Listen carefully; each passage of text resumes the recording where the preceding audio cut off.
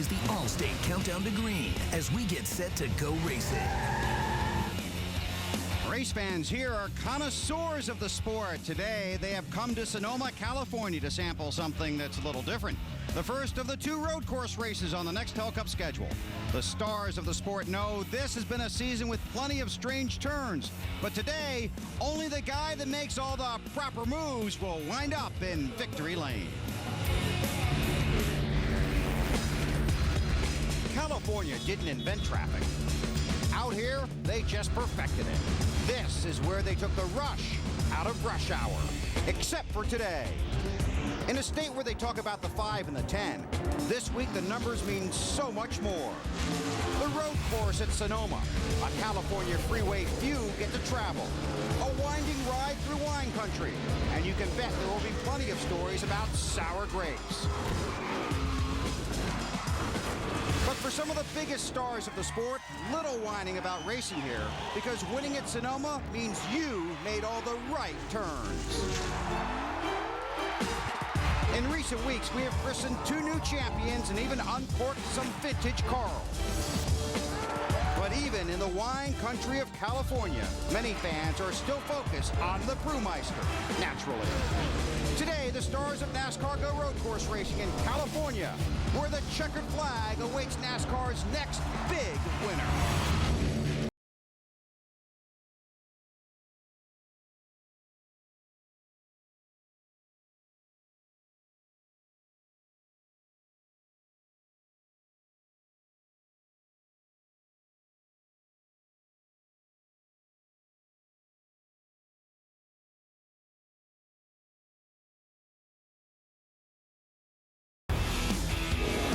Sports presents the NASCAR Nextel Cup Series. Today, it's the Toyota Save Mart 350 from Infineon Raceway in Sonoma, California. Interesting weekend for 2 of the top stars in the sport, 5-time Sonoma winner Jeff Gordon and his teammate reigning series champion Jimmie Johnson. Benched by NASCAR on Friday, no practice, no qualifying because their car has failed inspection. Today, Gordon starts 41st and Johnson 42nd at a track where no Nextel Cup race winner has ever started outside the top 13. That's a lot of work to do. Hi, everybody. The TNT Race family chilling in the California wine country and ready to go racing with you this afternoon. This is the Allstate Countdown to Green. I'm Bill Weber. This is a race where teams are using the new car, the car of tomorrow. NASCAR has made it quite clear. Be careful. Be very careful how you massage these cars. Larry McReynolds is at our Ford test car for a quick lesson on how a little massage can leave you with a big headache, Larry. Well, Bill, one of the challenges at a road course, especially with the car tomorrow, is getting the car to turn through these corners. Now, one way you do that is you put more front downforce in the car. You make it where you have more pressure that pins its nose. With the old car, we had to fit body templates that went across the car. But in the middle of those templates, like in an area right here, we could pretty much do what we want to. The bigger you make this area, the more downforce it puts. Now, with the car tomorrow, you still have these templates, but you cannot work in the area between the templates. NASCAR's goes with the car tomorrow is every fender on every car for every race, other than left and right, will be the same. The 24 and the 48 worked in that area to put more downforce. NASCAR did not like the way it looked. They did fit the templates, but they did not like the way that looked. The ramifications started on Friday, missing practice and missing qualifying, starting pretty much at the rear of this field. All right, Larry, and you're doing the same job the drivers have to do today. Be tough and play through a little bit of pain. NASCAR has made it very clear when throwing the penalty flag this season, it's going to hurt. It started at Daytona, but the comparison here is the $100,000 fine and 6-week suspension handed down to Earnhardt crew chief Tony Eury Jr., plus the loss of 100 owner and driver points for the illegal wing brackets at Darlington. Now, for Jeff Gordon, this has been a very big week. His wife Ingrid gave birth to their daughter, Ella Sophia, on Wednesday. Today, it's back to work, but for Jeff, he's working out of an office he doesn't visit very often. Only 3 times in 488 races before today has he started 40th or worse. Today, he's 41st. Marty Snyder's with him. Well, Friday was a tough day for Hendrick Motorsports. Jeff Gordon, first of all, your reaction to the penalties, and secondly, how tough was it to sit out on Friday, and what a penalty that was? It was extremely tough. You know, we needed as much lap times as we could get. You know, with this new car, it's a very challenging, difficult car, and you know, obviously we're starting way behind here, and we're just going to do our best as a DuPont Chevrolet team and try to put Friday behind us. I thought we had a good car yesterday, and they just move forward. You know, that's all we can really do right now. What challenges are presented by starting 41st, and can you win from back there? I don't know. I've never been back this far here, but you know, I think we're going to just have to be real patient at the beginning, take it easy, and try to stay out of trouble. You know, we're going to have to play some unique pit. You watch how the cautions fall, and hopefully we got a good race car where we can make some passes too. You know, it's going to be tough to pass here today, and it's going to be extremely tough to come from the back, but you know, I think we can do it. There were some good things happening on Wednesday, though. It's been a phenomenal week for me. Yeah, I got to say hi to Ingrid and Ella at home, and can't wait to get home, but got a little race here to do first. Congrats to he and Ingrid. Now over to his teammate, Jimmy Johnson, who's with Ralph Shaheen.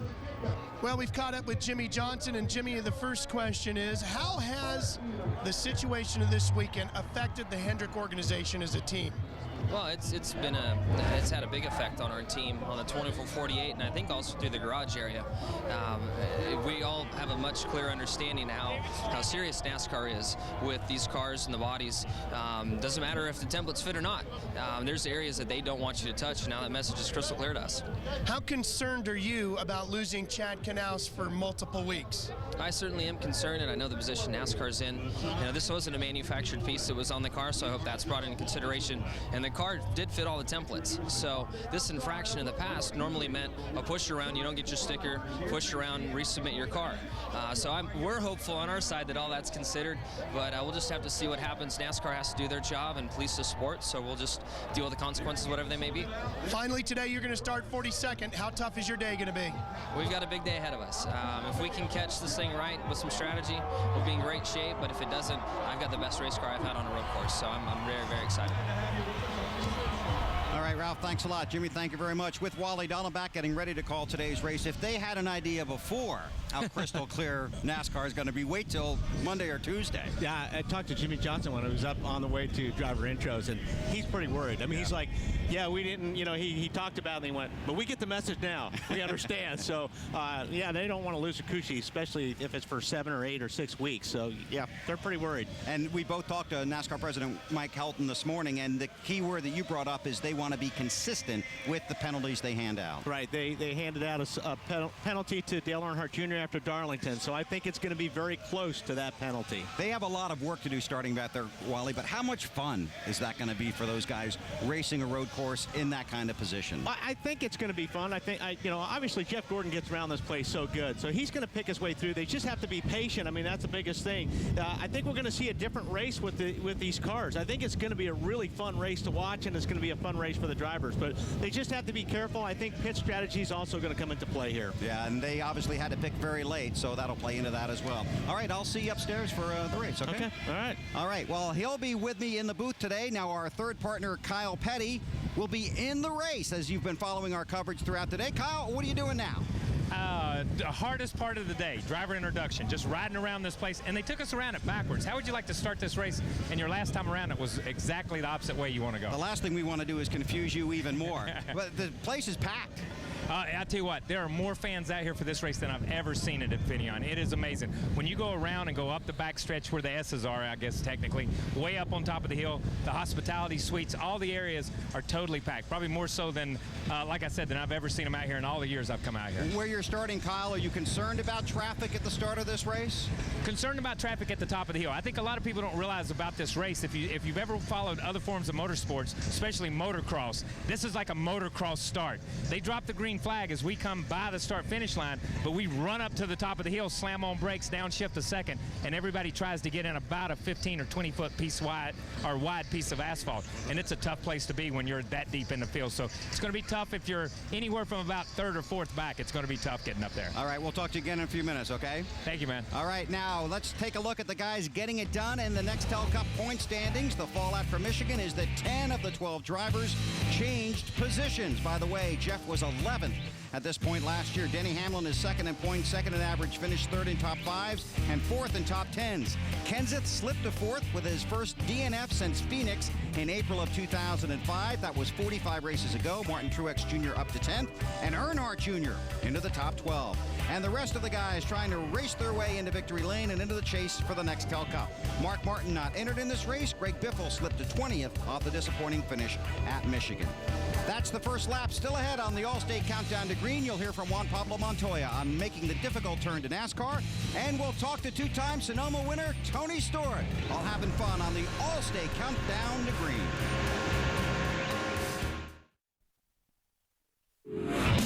Allstate Countdown to Green from Infineon Raceway, brought to you by Allstate, official insurance sponsor of NASCAR, and by DirecTV. Ride shotgun on race day with NASCAR Hot Pass only on DirecTV.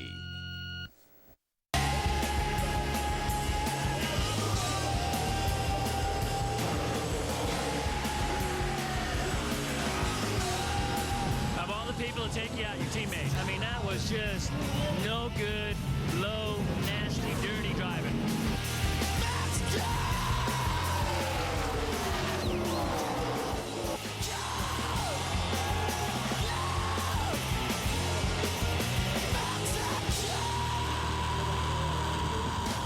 Well, Mr. Dallenbach, you've had more than your share of success on road courses. What's the rule for getting around the leader at the end of the race? Well, I don't know whether it's a road course or an oval. I don't think it takes a whole lot of talent to turn a guy right at the end of the race to win a race. So, I mean, Montoya is obviously a good enough race car driver that I think he could have got by Pruitt cleanly, and it would have been a great race. But I've never been a big fan of turning somebody. You could do that, Weber. Really? Even you could do that. Try it on the way back to the hotel tonight. As a kid, Juan Pablo Montoya loved to race go-karts, but he admits growing up in Colombia, the chance of chasing that childhood dream of becoming a professional racer was pretty slim because the only Colombian to reach big-time racing was Roberto Guerrero. As Matt Yoakum reports, Juan Pablo has a passion to succeed, and now this kid from Colombia is chasing big-time success in the Nextel Cup Series. When I was a kid, we used to go nearly every weekend to the go-kart track and practice and race, and that was it. Never liked soccer, and I was just useless at it. Very few racers in the world have done what Juan Pablo Montoya has. At the age of 24, the South American rookie became kart's youngest champion. The next year, he won the Indianapolis 500 in his first attempt. 7 Formula One victories followed. There's nothing like driving a Formula One car. The way it handles, it brakes, accelerates, electronics, all the things. There's nothing like it. So many driver aids. Yeah, not only driver aids, but the amount of grip there is and the technology in the tires, everything. It's like, wow. I don't know. I got to a point, to be honest, I wasn't enjoying racing. You know, it was so much follow the leader that the amount of, can I say bullshit? Okay, the amount of bullshit, it's over the top, to be honest. In what areas? All of them. With the frustration mounting, Montoya turned to his former kart series car owner, Chip Ganassi. You just called him up out of the blue? I mean, were you hunting for a job at that point with him, or? No, I hadn't even made up my mind what I wanted to do. He asked me, what are you doing? I said, hey, I've been looking for a drive. Because I was looking on my drive. I said, really, I'm looking for a driver. I said, are you interested? I said, yeah, why not? Where? And he said, my NASCAR. I'm thinking, whew. And I think working with Chip, it's a guy that gave me like my first serious and proper job and my first big championship. There was no doubt in my mind he was a person to work with. And it didn't take long for Montoya to make a name for himself in NASCAR. After controversial contact with teammate Scott Pruitt, Montoya won the Busch race in Mexico City. You've heard it so many times, especially this year with so many different guys. You know, I'll race so-and-so the way they race me. Did you receive any of that after the way Mexico transpired? No, because it's not like I only passed my teammate. I passed 20 cars or 19 cars, and I had no problems with anybody. So, no, I'm pretty happy, and I race pretty clean. I try to give people always room, and I expect the same from people. You know, it's that simple. As far as like the driver etiquette between the drivers in Formula One versus the drivers in NASCAR, similar, or is there a big difference there? In an F1, you got to be really aggressive because the way those cars race is you pretty much have, when you get a chance to pass somebody, sometimes you get only one chance. You can either choose to leave it or take it. And Sometimes works, sometimes it doesn't. But if people know you're going to do it, they'll learn to get out of the way.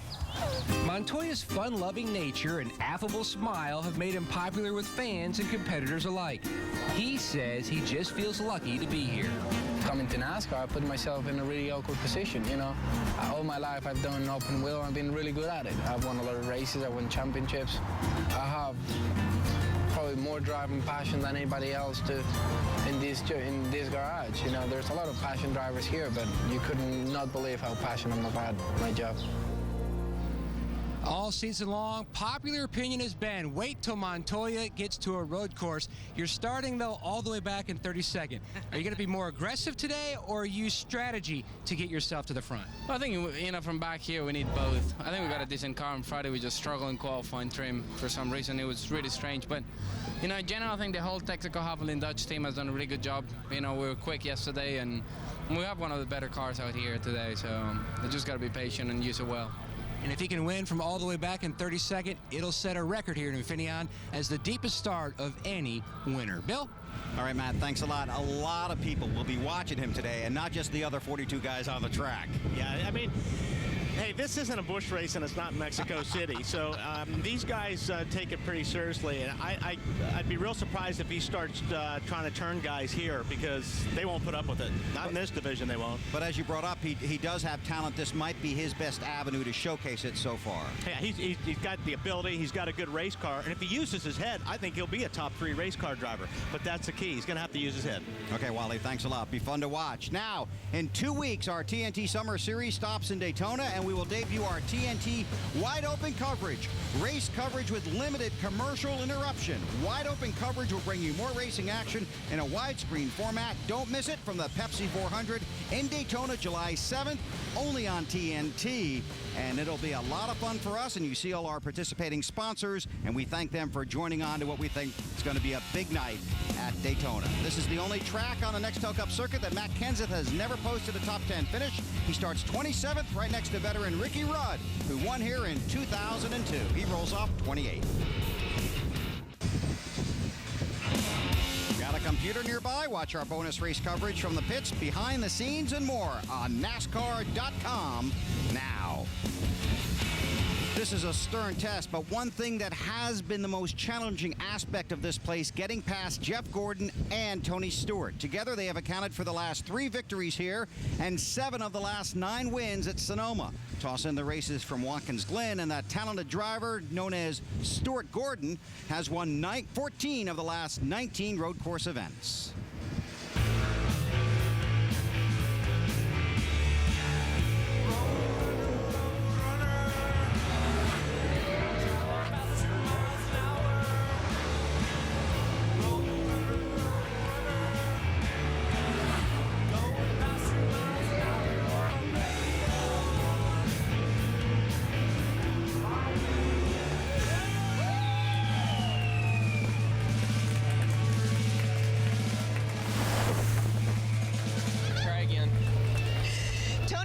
Just told me that in 9 times around this track you have only been hit by a fan once. Is that really true?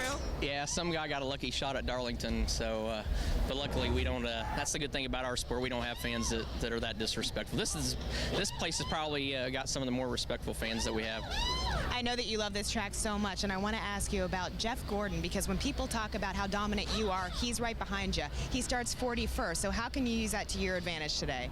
I don't know. I started 41st last week and still ended up 3rd. So, you know, especially at a place like this, I mean, he's, you know, his records speak for himself. So, you know, I don't think we have to worry about him too much. I mean, he's going to be just fine on his own. Tony Stewart very confident today, rolling off 5th. To Matt Yoakum. A little farther up the grid, and Boris said, talking to Dale Earnhardt Jr., are you giving him any last-minute pointers? No, I gave him pointers once before, and now he beat my butt, so I got to get pointers from him again. But no, just talking. This has been somewhat of a twilight zone for you. You've seen just about everything here.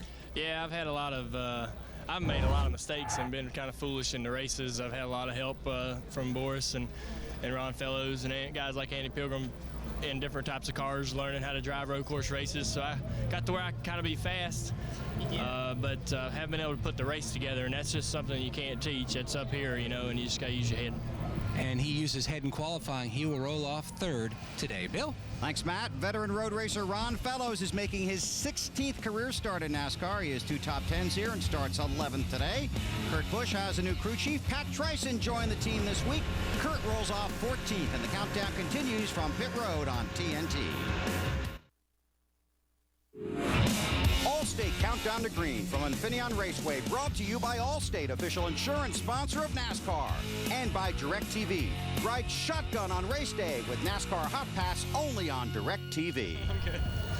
Welcome back to the beautiful Infineon Raceway here in Sonoma, California. Your front row today will be Jamie McMurray and Robbie Gordon. Now, Jamie asked me earlier if you could hook him up a little bit. He's gotten some poles in his career, but he's never led the first lap. He just wants to lead one. Can you let him lead the first lap? You know, I think, how you say it, I think Jamie and me are both on the same page. I think that the most important lap to lead is the last lap. And if we both go in here and fight for turn one, it doesn't make any sense. Unfortunately, Jamie knows that from last year. Yeah, and and I know that too by being able to watch that. But I think, you know, how you say it, Jamie got the pole, and we'll I'll let him get to the line first, and we'll see what happens as we get to the top. If he gives enough room, we'll go in there. If he doesn't, then we'll take second. That should be interesting at the top of the hill. Jamie had some fun up there last year, spinning out on lap 1. But I noticed your steering wheel is a little different this week. What's the deal with that? Well, the guys are just having fun, and Robbie had fun with it too. Yeah, Robbie is you know, he's known as being really aggressive, and I, you know, my guys just you work really hard to get on the front row at a road course race, and you know, the track position is so important along with pit strategy. And last year, you know, I was all worried about trying to beat Kurt back to the start-finish line to get to the lead, because it makes such a difference. And you know, as I'm spinning out, I'm thinking I'd just give anything to be in second right now. So the Crown Royal Ford Fusion's running good, and we'll make it through turn one, I promise. And Jamie said he will be patient on the first lap and not push things. The steering wheel we talked about has a picture of Robbie Gordon on the front. Robbie, do a little picture on that to show everybody, you know, that you're a little bit of a devil out there, right? No, devilish tactics sometimes, but I wouldn't say I'm a devil. You know, we all have fun out here, and we were just talking about there's enough room out here in Nextel Cup. You got the 43 best drivers. Yeah, I look at Jamie and the guys that race Nextel Cup. You know, we used to come here, and the road course guys would kind of be the ringers, and now these Nextel Cup NASCAR drivers have all stepped up their game, and it's difficult. You know, Dale Jr. third, Jamie sitting on the pole. I know he's done some go-kart stuff. He says he's been practicing a lot on his go-karts, which makes sense because it's the same things you do when you road race. And a racetrack like Sonoma is a big give and take racetrack. That's all for the countdown. The green flag at Sonoma just around the corner.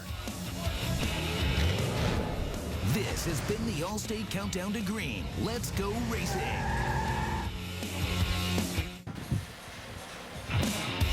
The breathtaking sights of Northern California and the coast, Infineon Raceway. The Toyota Save Mart 350 coming up next. Time for opening ceremonies. Gentlemen, if you would please stand and remove your hats for the presentation of the colors by the Travis Air Force Base Honor Guard from Fairfield, California, and from Raceway Ministries, Miss Tina Coleman for our invocation. Please pray with me. Father, we come before you and we thank you for this beautiful day. Thank you for the Infineon Raceway staff and volunteers, the officials and the safety personnel making this race possible.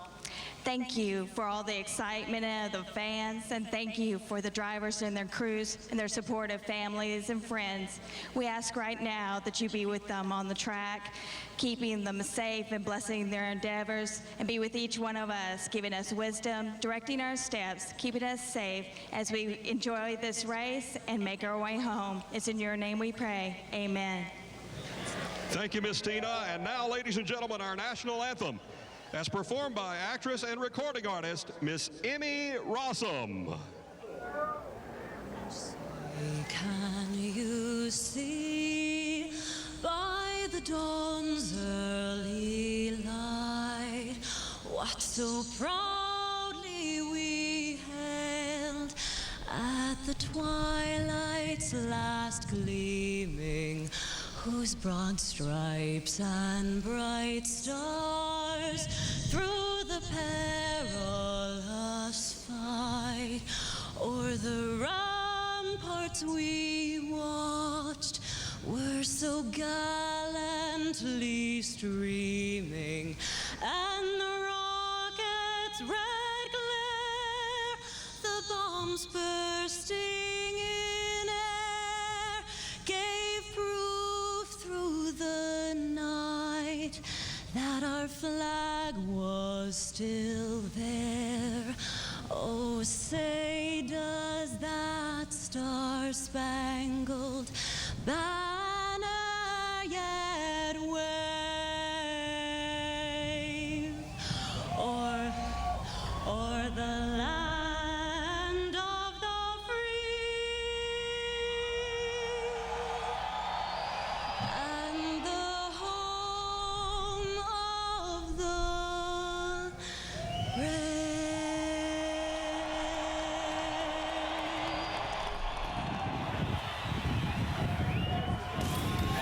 Just moments away from race number 3 on the Summer Series on TNT. The first road race of the season on the circuit, the Toyota Save Mart 350 from Infineon Raceway in Sonoma, California. It's next.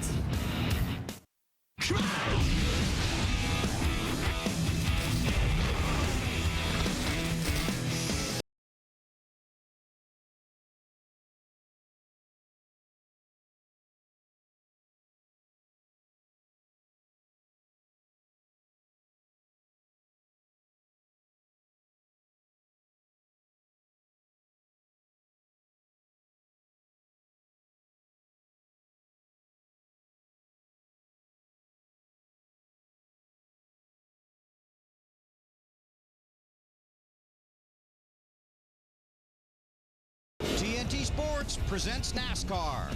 Today, it's the Toyota Save Mart 350 from Infineon Raceway in Sonoma, California. Hi, everybody. Bill Weber along with Wally Dollabach. Thanks for having us in for the race. Our buddy Kyle Petty is doing double duty today, working with us and trying to win the race as well. He's got his hands full, but there are a number of stories in this field. Let's start up front with the front row of Robbie Gordon and pole sitter Jamie McMurray. Yeah, that is a big story. I mean, last year, McMurray was up front, and he didn't stay there very long. They got up to the top of the turn. He got in the dirt. He got sideways, and he lost a bunch of positions. I talked to him right before he was going to driver intro, and I said, okay, we're going to replay this on the opening. He goes, no matter what happens, I may not come out leading, but I will be in the top 5 when we exit turn 2. Those two guys talk to each other before they drop the green here? They will. I think, you know, there's no reason to force the issue, and that's a really easy place to get in trouble. If the guy on the inside going into 2 locks up a brake, he can take you out if you're on the outside, so they may as well just have a plan going up there. All right, let's talk about the guys coming from the back of the field, the 24 of Jeff Gordon and the 48 of Jimmy Johnson on a difficult track. They got their work cut out for them. I mean, you know, Jeff Gordon's got a really good car. We're looking at a lot of wheel lockup here on brakes. I think we're going to see a lot of that today. The way these cars are, the car tomorrow, these cars, you're going to see a lot of front tires lifting up. These cars roll a lot. That's going to cause some problems on braking, and it's going to be interesting to see what happens. But I think Jeff Gordon and Jimmy Johnson both have good cars. If they played smart, strategy-wise, they'll be up towards the front before this race is over. It's the first race for the new car, the car of tomorrow on a road course, and it comes here in Sonoma, a track renowned for tough turns and not a lot of grip. Johnson and Gordon have to come from the back, a lot of excitement up front, and Kyle in the middle of it all. Hope you enjoy your afternoon. Right now, let's go trackside and get the command for today's race. Ladies and gentlemen, it's time for the words we've been waiting for. Please welcome back our Grand Marshal, Jerry Rice, and Mike Wells from the Northern California Toyota dealers. Gentlemen, start your engines!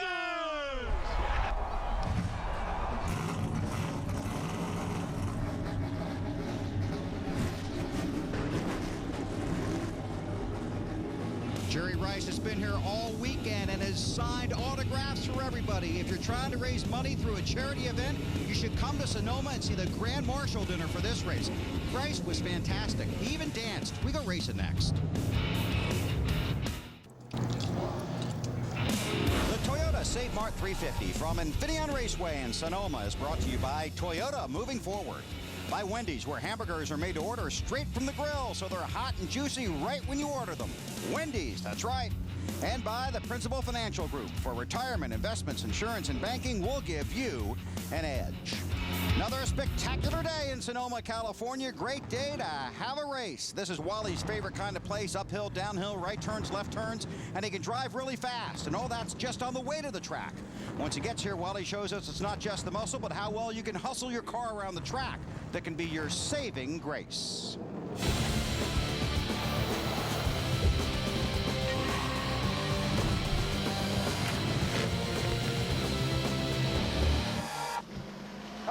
Here we are, Infineon Speedway. We're rolling out the Richard Petty driving experience car. My guest this week, Bailey Chase. Yeah, man.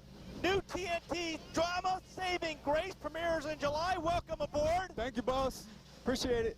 All right, now, I haven't been around this place in a long time. Bailey. I have never driven a car tomorrow. So I am going to be pretty busy. So I'll tell you what, you just take us through this lap.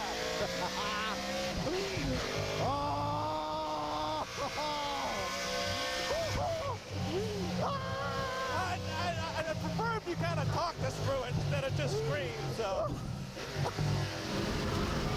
All right, Bailey, is this your first weekend at a cup race? Yeah, man, first time. Well, I understand you were a roommate in high school with Chipper Jones, is that correct? That's right. Well, at least one of you guys made it to the big time. That's a good one. And you were also on several episodes of Ugly Betty, and I could see that. That part probably fits. Uh-huh. You're 2 for 2, big guy. All right, I understand also you're a huge golfer. Yes, I love to hit the links, for sure.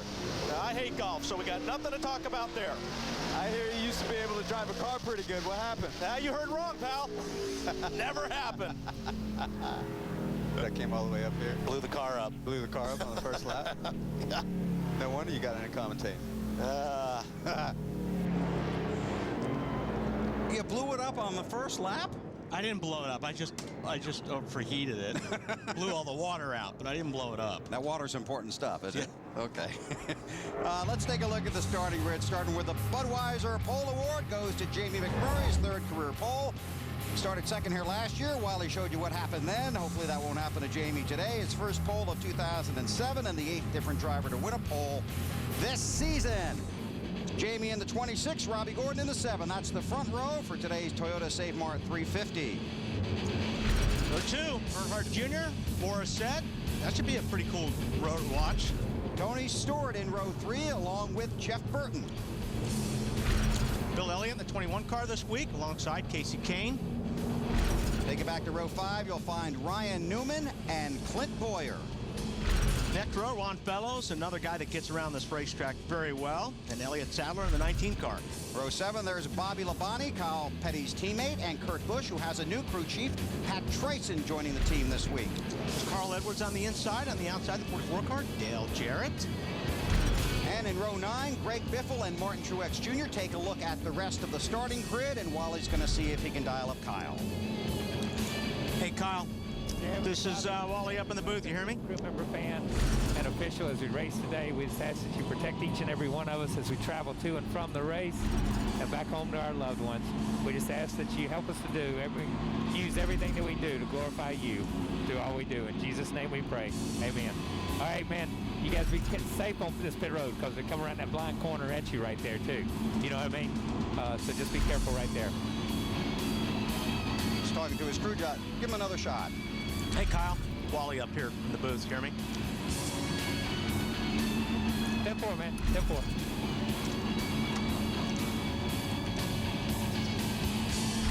We'll work on that for you, Wally. Okay. You didn't blow up the radio, did you? Maybe ran out of water. You see the rest of the starting grid for today's race. And it's going to unfold in an interesting fashion with that front row. And then you've got Jeff Gordon and Jimmy Johnson starting at the back of the field. Gordon in 41st and Johnson in 42nd. You see the drivers that did not qualify for the race, including Scott Riggs. Driver for Ray Evernham. Long way to come not to make the race. They have to make the trip home. number of big stories today. Let's get the final thoughts from pit road, and Matt Yoakum leads off. Bill, you heard KDP tell his team that pit road is a little unique and to be careful, and it is. It's really broken up into two sections. Now, Ron Fellows, he had a great qualifying effort. He's on the front half. He'll pit in stall number 4. Now, he has a lot of unfinished business in NASCAR. Twice he's come close to finishing second. That was on the road course at the Glen. Today, though, his goal, just be patient and take what it gives him. Now, he did practice yesterday his entry on the pit road several times to try to get down his timing because he feels like the great equalizer. Yes, he's a great road racer, but the great equalizer is being in NASCAR only twice a year. This team thinks this could be the best shot they've ever had at winning a race. To Marty Snyder.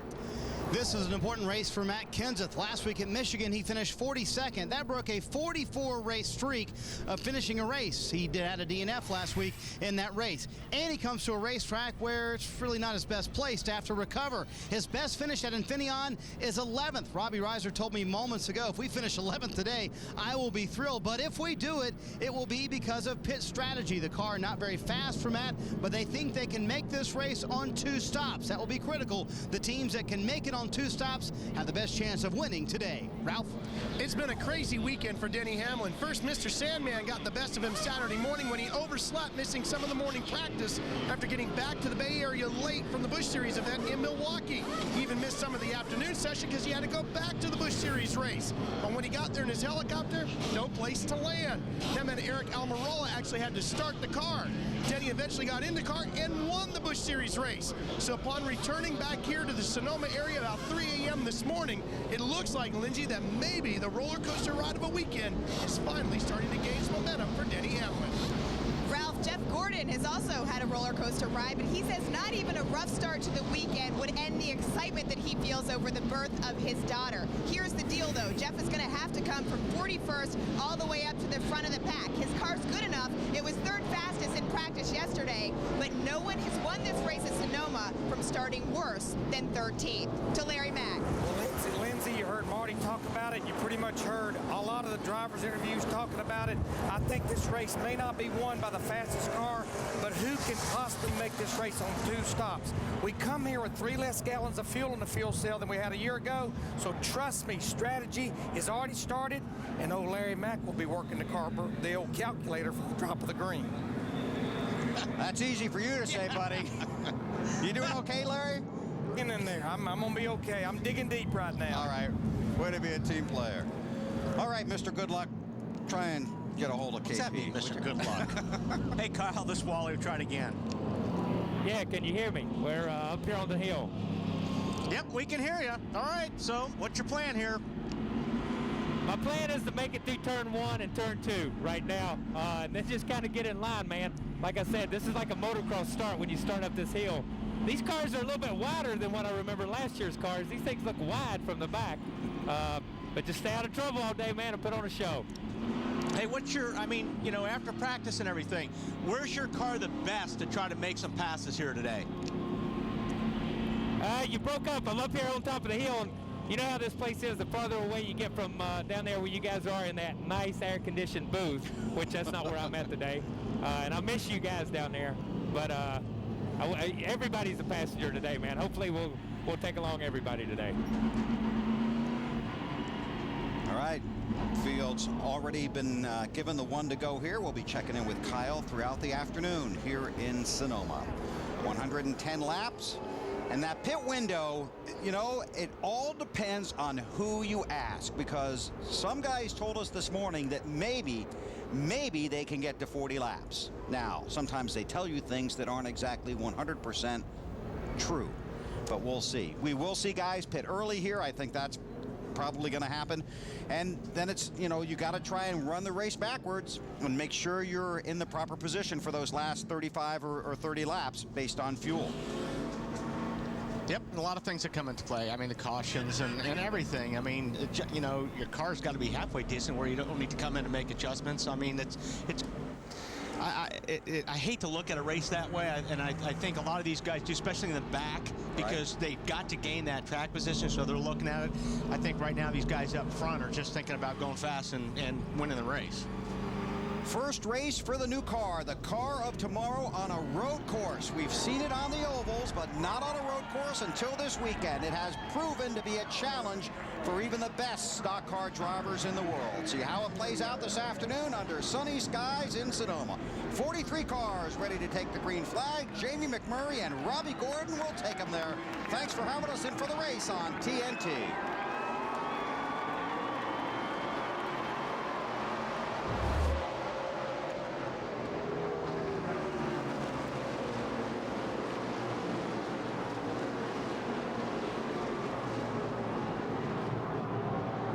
Stewart off the track. There go the positions. Started fifth.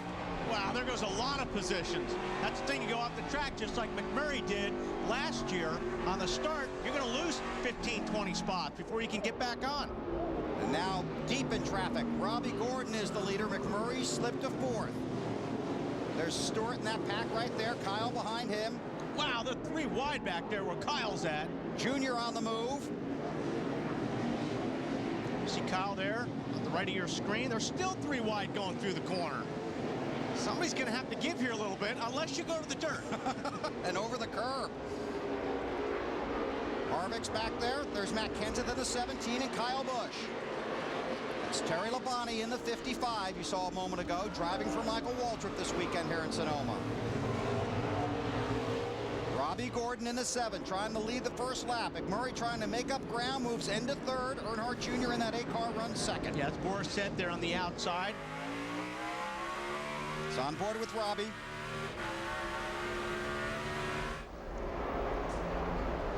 Oh, we were just watching this earlier. There's Kyle's back there. Kenseth. 91 car. The Goosens. Oh, there's a lot of damage on the left rear of Kyle's car as well. There's that left rear fender is tore up pretty big. Gordon continues to lead. Earnhardt Jr., who has not had a lot of success here, runs second. Go back and see if we can take a look. Oh, wow. Kenseth just dove on the inside of Kyle, and I don't think Kyle had any idea he was there. On board with Kyle Petty. I mean, Kyle had no clue that Kenseth was down on the inside. What the fuck was that?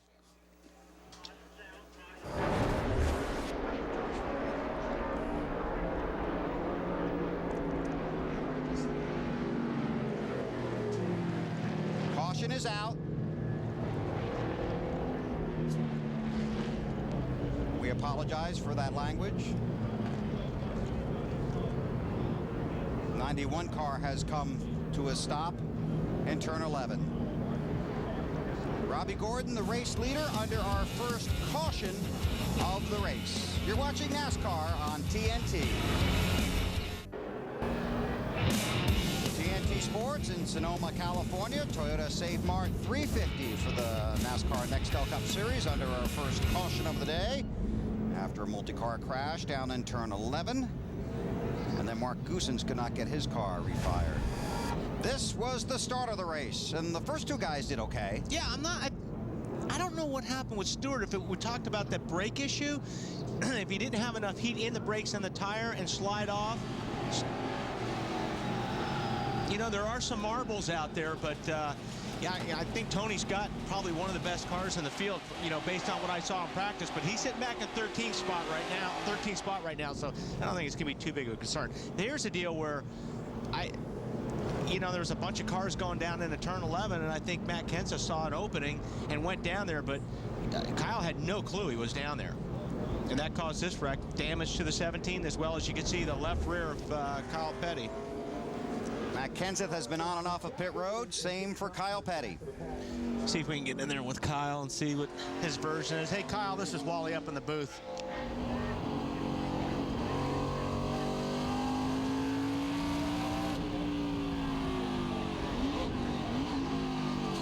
That's about where the radio is in that door, so we may have killed the radio. Jeff Gordon on and off of pit road. Lindsay? Bill, Jeff Gordon came in. It was quick, gas only. He said his car's pretty loose. Steve Letarte got on the radio and said, "I told you this would be fun." Gordon said, "Yeah, you're right." Ralph?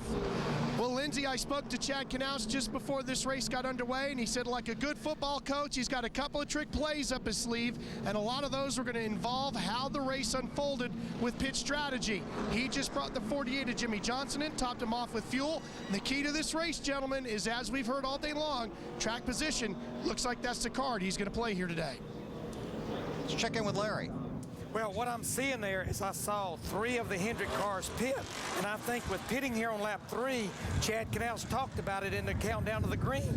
This gets them to where they can make this race on 2 stops. What they need is a caution to come out here shortly, hoping a lot of other teams will make their pit stop then they'll get that track position. But Larry, do you think a lot of guys will make their stop if you get another caution in the next few laps? I think if it comes before lap 10 or lap 12, but if you don't stop by then, you're like when Caesar crossed the Rubicon. There's no turning back. Wow. Good one, Larry. Marty, you got Matt Kenseth today? Yeah, I do, Bill, and unfortunately, we talked about how important this race was for the 4th place man in championship. Matt Kenseth sitting here with obvious left front fender damage and behind the tire as well. The toe is knocked so far out, Wally, that the wheel for Matt is halfway turned around for him to go straight. In other words, that piece of tape that says where the top of the where it should be at the top, in other words, the car should be going straight, it's actually turned way to the left in order for him to go straight. So there's a lot of damage on this car, and they finished 42nd last week. Cannot afford another bad finish this weekend. Ralph? Marty, you saw Tony Stewart go a little too hot into turn number 2, and it cost him a lot of positions as he went sliding off the track. He jumped on the radio, and this is what he said to the crew. Take your time now, be patient. Yeah, I forgot that evidently. Sorry, ain't no big deal. We still got a long way to go. Sorry about that, Pod. Sorry, guys. I thought I got an awful good run in there. A little upset because you didn't abide by the sticker on the dash. Yeah, neither one of them actually. Both of them I made a foul on. Those 2 stickers, by the way, the top one says patience. The second one, Bill, says help promote a dust-free environment. And Tony's 0 for 2 right now. Yeah.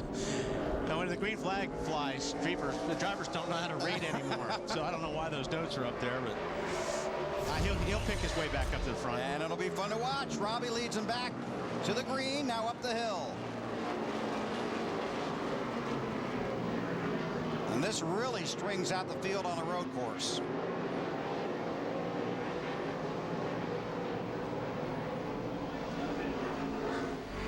On board with Robbie, looking back at Junior, down the hill to turn 4. An update on the race leader from Matt. Bill, it was not an incident-free final practice for Robbie Gordon. He had a tie rod and failed, so he lost some time there. Some concern early on as to the car just didn't feel right. But his complaint, like so many others, it was just so free. A lot of crew chiefs pointing to the fact that there was a West race here, Grand National West race on Saturday, running a bias-ply, different type Goodyear tire. So it's a little bit different rubber on the racetrack. And that can be a very sensitive issue for these cars. This track notoriously doesn't have a lot of grip, and then with this new car, it's even more of a factor. Yeah, and when you run that a different tire, ooh, there, Burton trying to get underneath Boris said, shut the door, and you'll see that a lot down in that corner. When you're taking a car down there, you're driving, and you look up in that mirror, if you think the guy behind you is going to pull out, you may just make a block a little bit. So you'll see a lot of mirror driving at turn 11.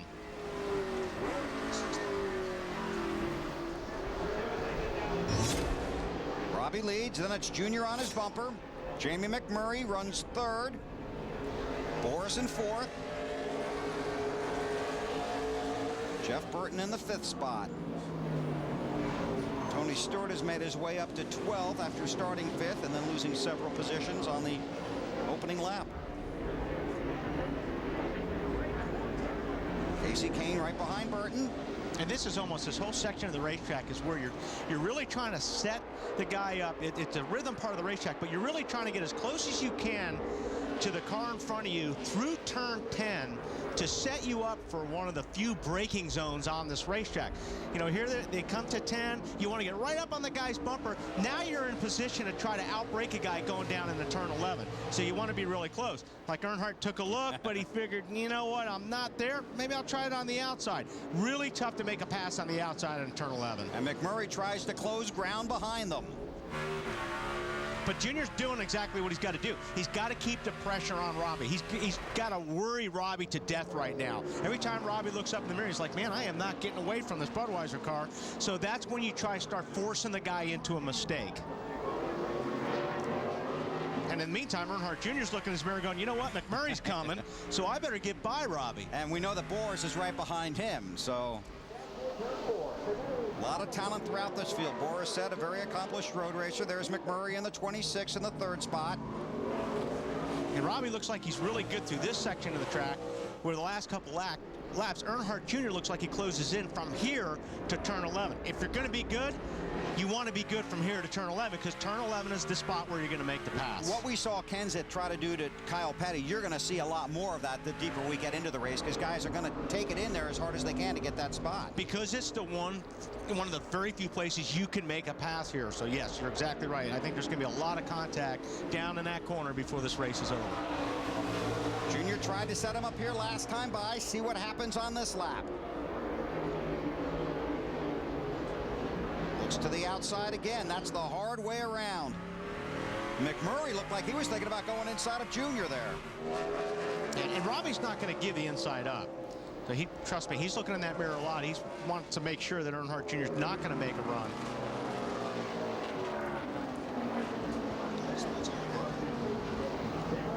Junior continues to work over Robbie, trying to get the lead. Man. I mean, and like I said, Junior is worrying him right now. I mean, he is just trying to force Robbie into one little mistake, that one little opening that Dale could take advantage of. We watch the leaders and listen to Kyle explain what happened on that opening lap.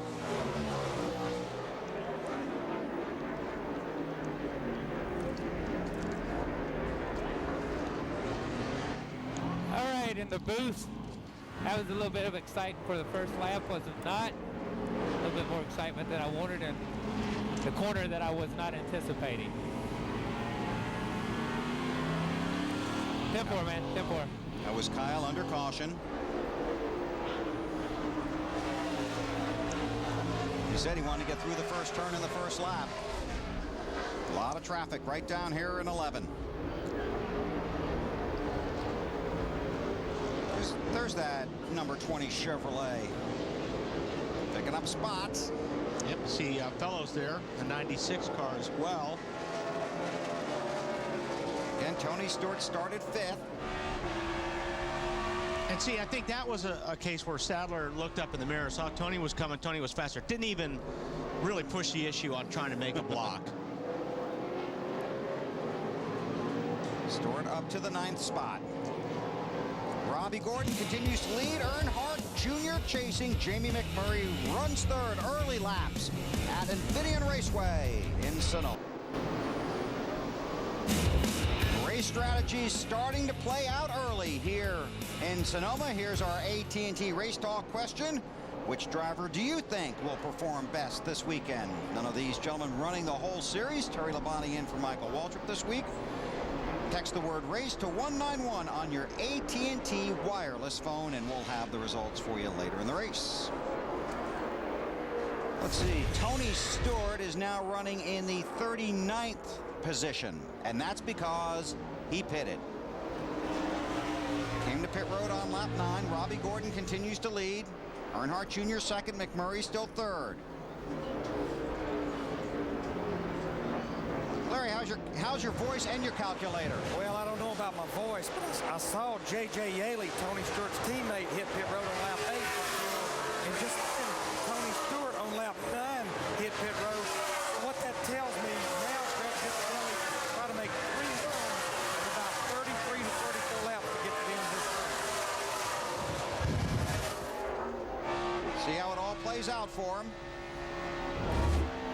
Ralph, you got Tony today, right?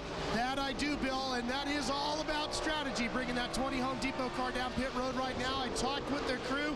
They are convinced from this point on they can make it to the end of the race with just 2 more stops. That'll be a big key. So Stewart deep in the field now, basically all by himself on the track. Which is not a bad thing.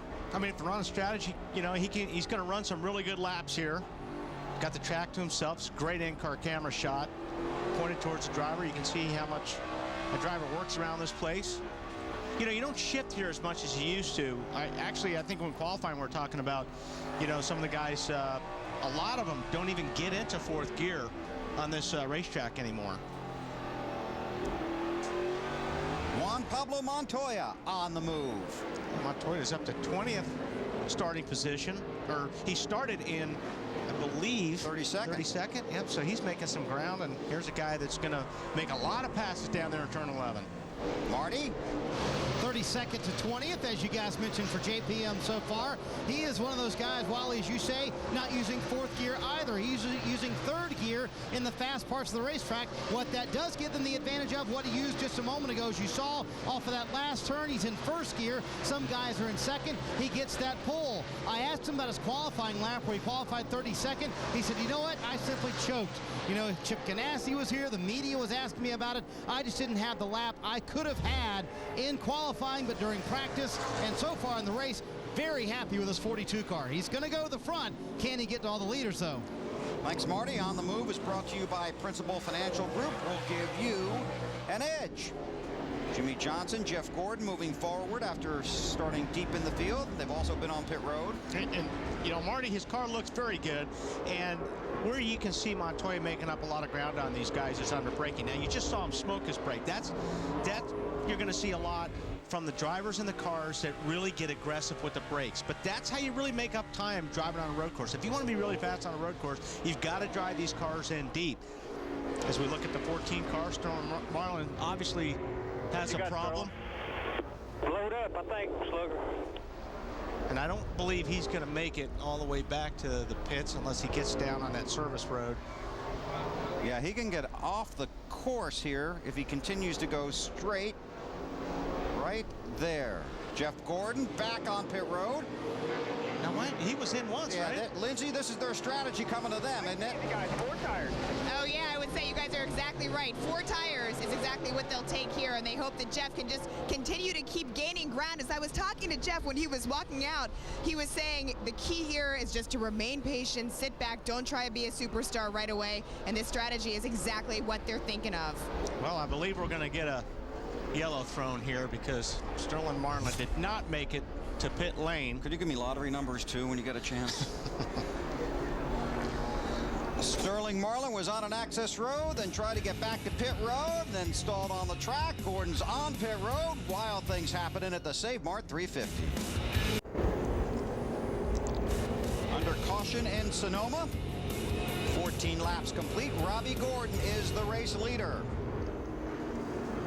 And waiting to see if anybody's going to take the opportunity to come down pit road. Mark Goossens in the 91 is the lucky dog. We saw Gordon was on pit road. Then the caution came out for Sterling Marlin, who believes he lost an engine. There's the entrance to pit road on the right-hand side of your screen. Robbie not coming.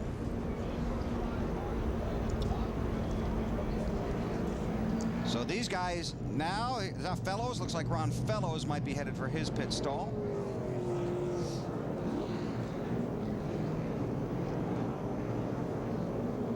Tony Stewart runs in the 37th position.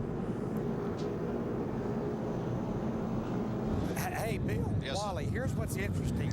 you're seeing Ron Fellows pit, remember that is a Gibbs engine, so it looks like the Gibbs car, they come here knowing that they could not do this race on 2 stops. We're seeing a lot of guys at the back of the field pit. I think the reason the 24 car pitted right there is they knew they could not make it from pitting back on lap 3. The spotter saw the 14 car stalled on the racetrack. They hit pit road and actually got a free pit stop, but it's not going to pay off a lot. They're not going to gain that much position. And Larry Mack hit it right on the head as far as the strategy for the 96, one of those Gibbs engined race cars. Now, he said the car was loose. Now, remember, this is a road course specialist, Ron Fellows. He's won in Busch. He's won in Craftsman trucks, trying to become the 18th different guy, Ralph, to score the triple. Matt, the plan with the 20 of Tony Stewart was if the field stayed out, you come in. If they come in, you stay out. They stayed out, he came in. They're working this strategy hard, fellas. And that's the way it usually works here, as you know, Ralph. It's a strategy race till you get to about 40 to go. Gotta be in position with 40 to go. Not that you don't race hard all day. You got to do that, but you have to put yourself in a position on these wacky road course races to be there at the end. 15 of the 18 races here have been won from starting positions inside the top 10, our Toyota track fact. 11 times the winner has come from the first 4 spots. So Robbie Gordon continues to lead. Then it's Earnhardt Jr. in second, McMurray third, Borisset, and Jeff Burton.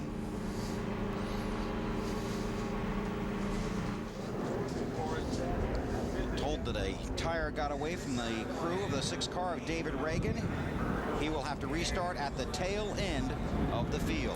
Hey, Bill and Wally, I've just got to believe these guys that stayed out right there, they plan on making this race in 2 stops. But as I walked through the garage area this morning, what a lot of them were banking on is caution laps to help them do that, because we know you use a lot less fuel under caution than you do under green. Right now, caution laps could be some of these guys that have not made a stop yet, their best friend. Helps with the fuel mileage, helps you get to that. And Larry, with the smaller fuel cell, these guys, some of that is guesswork, even if you did get a fuel mileage reading in practice. Well, it is, Bill, but here's what I think, and Wally talked about that this morning as we were walking through the garage area. You have a choice of carburetors that you can run, a 750 CFM or an 830. An 830 makes more power, but if you have to make an extra pit stop, sometimes that power will not help you, so a lot of them opted to go with a little smaller carburetor that gets better fuel mileage. See how it all works out this afternoon. Coming around to complete lap 16.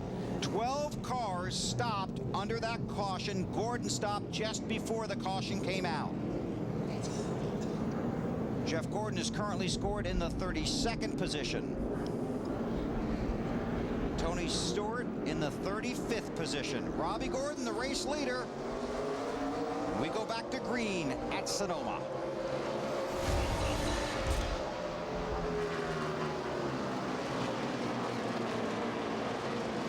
Up the hill to turn 2, the right-hander.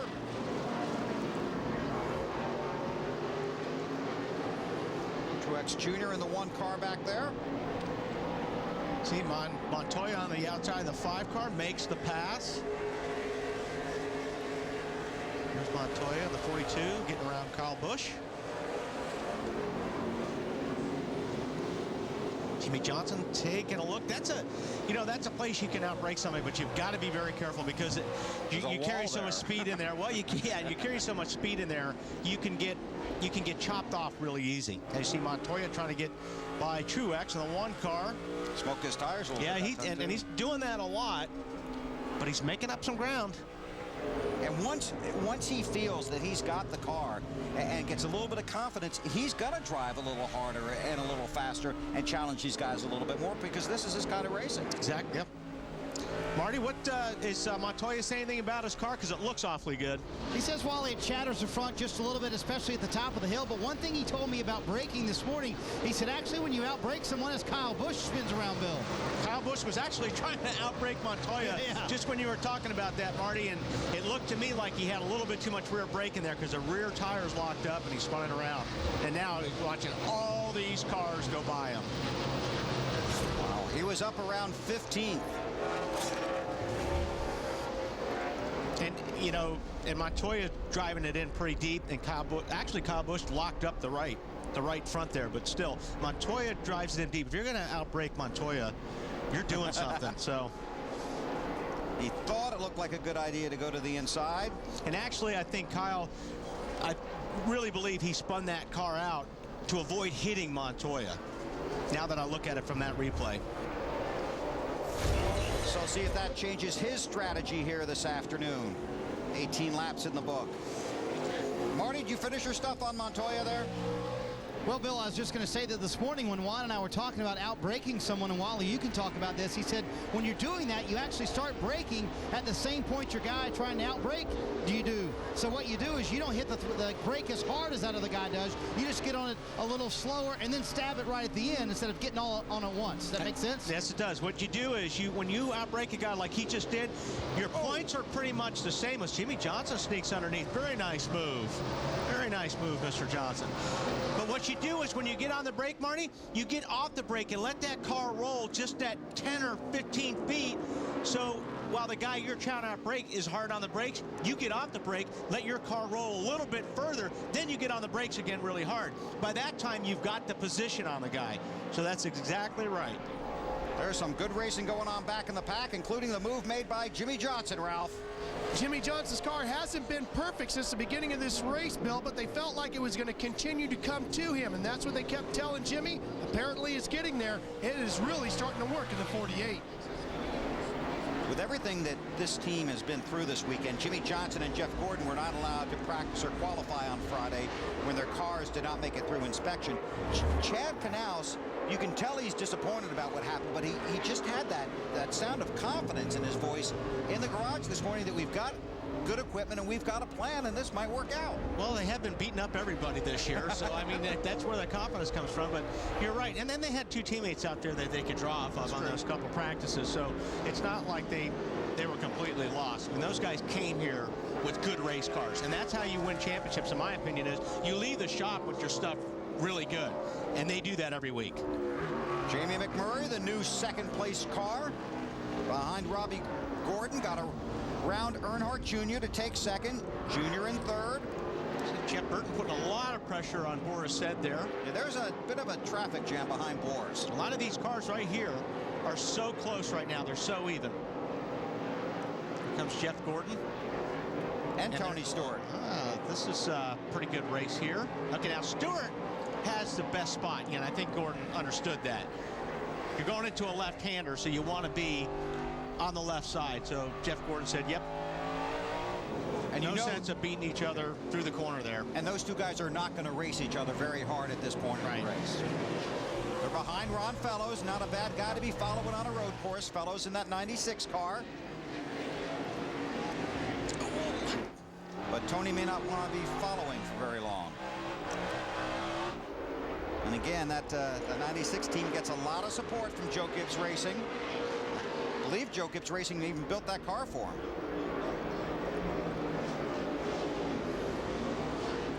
So Robbie continues to lead. Jamie McMurray second. Earnhardt Jr. third. On board the 0-1 car. Watch out for the dust and the rocks. And there goes the camera. Robbie Gordon is the race leader and has led every lap so far with 22 in the book this afternoon at Infineon Raceway in Sonoma. Here's the AT&T Race Talk question. The results so far. The set heads have spoken. Yes, they have, and they are a loyal group, huh? And Boris currently running fourth. You can text RACE to 191. Cast your vote for AT&T Race Talk question. There's Boris. Man, that wall scares me. It's Jeff Burton right behind him, and that's they've been nose to tail for a while. Jeff Burton has been really working on Boris, and here's a great shot. Yeah, this is foot cam on Boris's car. And Boris is one of the few guys out there that right foot brakes. Most of the drivers use their left foot. You just keep your left foot over that brake pedal. This way, when you're braking and downshifting, you never take your foot off the gas, never take your foot off the brake pedal. As you can see what he's doing, he uses the gas, And then when he goes to slow the car down, he hits the brake, then he rolls his foot on the gas pedal to downshift. That's called heel and toe. And you don't have to use the clutch in these cars. You don't have to use the clutch in these cars. Now, Boris has got about an 18-size shoe, so he can do that a lot easier than most people. But like I said, most of us, you just left foot brake. And you told me yesterday you left foot brake in your passenger car. Yes. Yeah, I left foot brake and everything. Going down the highway, I left foot brake. Probably, to me, it's just quicker. You can react quicker and get on the brake a lot faster. But it's just what you're brought up to. And here Jeff Burton is just working on Boris right now, and he's going to take a look. He's going to do it right here. Been patient as long as he could. Burton gets the position. We get a report from Matt. And a great shot of Boris Said's trade secrets there. Now, Boris's biggest issue, the car is too free on the right-handers, but Frankie Stoddard telling him, look, don't worry about the top 3 or 4. Just pace yourself and try to save as much fuel as possible. And here's the thing. Because Boris was basically holding up that pack, they started to lose touch with the top 3 cars, especially race leader Robbie Gordon. Yeah, as you can already see, Jeff Burton is going to start driving away from Boris, and then you got Ryan Newman right behind Boris, so it'll be interesting to see if there's, you got Ryan Newman, Casey Kane, you've got Kurt Busch back there. There's a bunch of those guys. See if they can make the pass now on Boris. So the fuel mileage factor is going to come into play here very shortly, maybe as soon as 7 laps or so. A number of teams have already been on pit road, but not the race leaders. We'll step out, come back for those stops. You're watching NASCAR live on TNT. At work, he's a therapist with all the answers. Ow! But at home, this father doesn't always know best. What's in your drawer, Trent? Tell me it's not drugs. It's a Playboy. Oh, good boy. The all-new TBS comedy series, The Billing Ball Show, premieres July 17th, only on TBS. TNT Sports is live at the Toyota Save Mart 350 in Sonoma, California, under caution.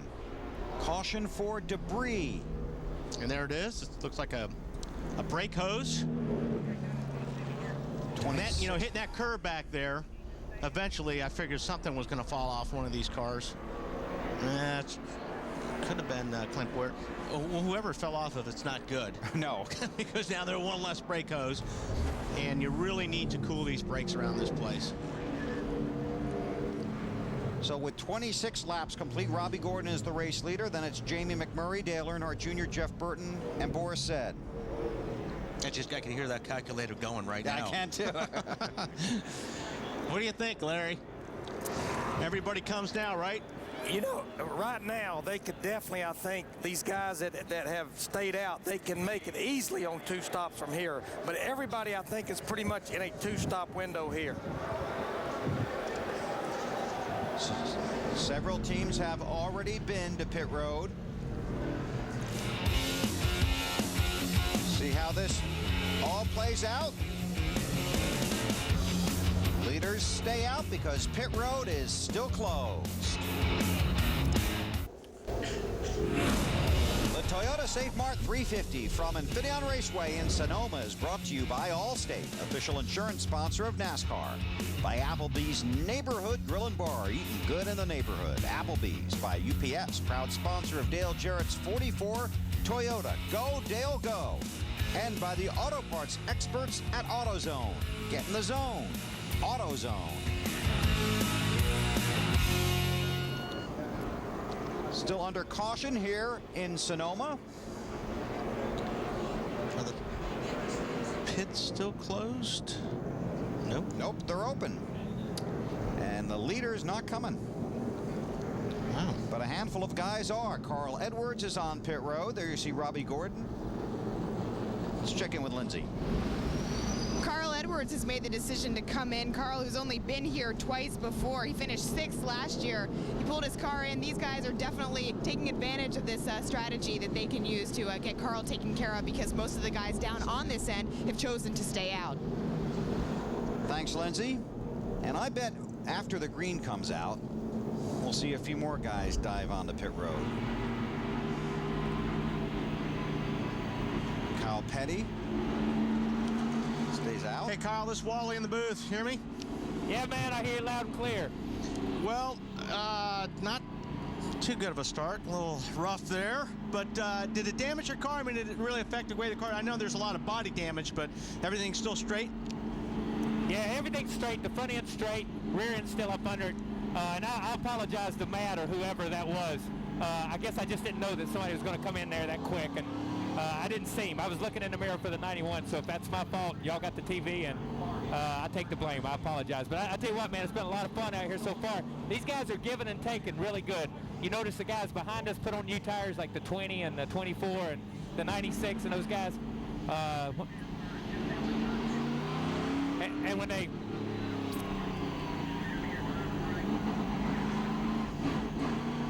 And when they catch us, sorry, they were communicating with me on the radio. When they catch us, we get out of the way. So it's been a good day so far, man. All right, man. We know you're busy. We'll check in later. I got you. I bet they were talking to him about the 24 behind him. We'll find out. Larry? All right, Bill, Wally, I've got it figured out. What these guys are doing up front, they're pretty much treating this race just as they have done in the past, even when they had 3 more gallons of fuel. Right now, what you're going to probably see all those guys do is about lap 36 or 37, whether it's caution or green, they're going to come on the pit road, and they're making this a 2-stop race, just as we've done before, probably with the help of a little smaller carburetor. All right, Marty? Well, guys, just like Larry Mack said, that's what's happening down here. Most of the teams were about 2 laps short if it went green flag from making it a 2-stop race if they pitted now. So they're going to stay out for 4 or 5 laps, as Larry Mack said, because they would have had to have hoped for 4 or 5 laps of caution. Can't count on that. So they'll come in under green, as you said, Weber. Matt? And Robbie Gordon had about a second-half lead under this caution. A lot of conversation with his crew chief, Gene Need, and it's all about fuel. You can almost count this whole lap, all right? Let's count 1/10 of this lap on the throttle. 1/10 of this lap I was on the throttle. That's the time I have been idling. Trying to give Gene as much information as possible. Now, originally they were going to go to lap 5 and then pit, but they called an audible. Now, this caution extends their window even more. They can probably go to around lap 35. The 31 of Burton, they may come 2 laps earlier on 33. Bill? Thanks, Matt. I think some of these guys are going to end up being right on the edge. And we've seen guys run out here, too, in the closing laps. Yeah, and this isn't a place you coast back to. No. Not as we saw from Sterling, who, by the way, we've been told is out of the race. Sterling Moreland, engine failure. Green in the air, Robbie in the lead. Jamie right on his bumper. McMurray started on the pole, up the hill.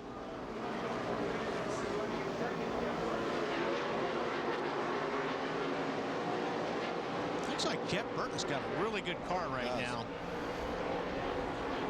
And they had some issues with that car in practice as well.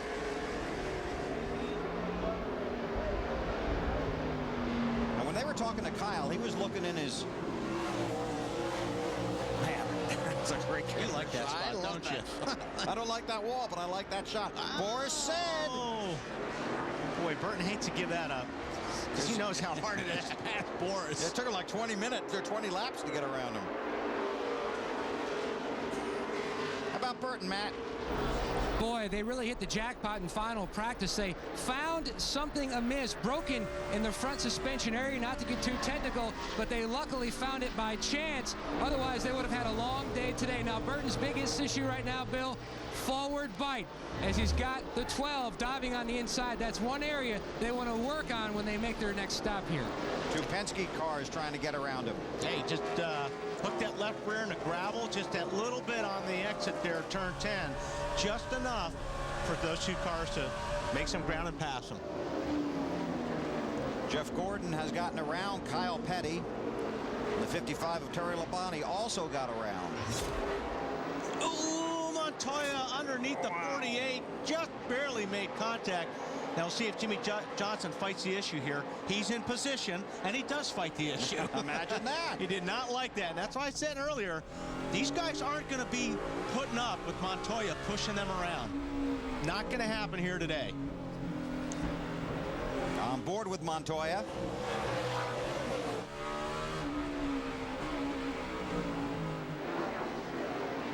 Tony Stewart in the middle of all that traffic in the 20 car. Tron Fellows in the 96 behind him. Bill Elliott in that 21. Oh, that's really, really tight through there, run side by side as Bill Elliott cracked the throttle enough just for Stewart to get in front of him.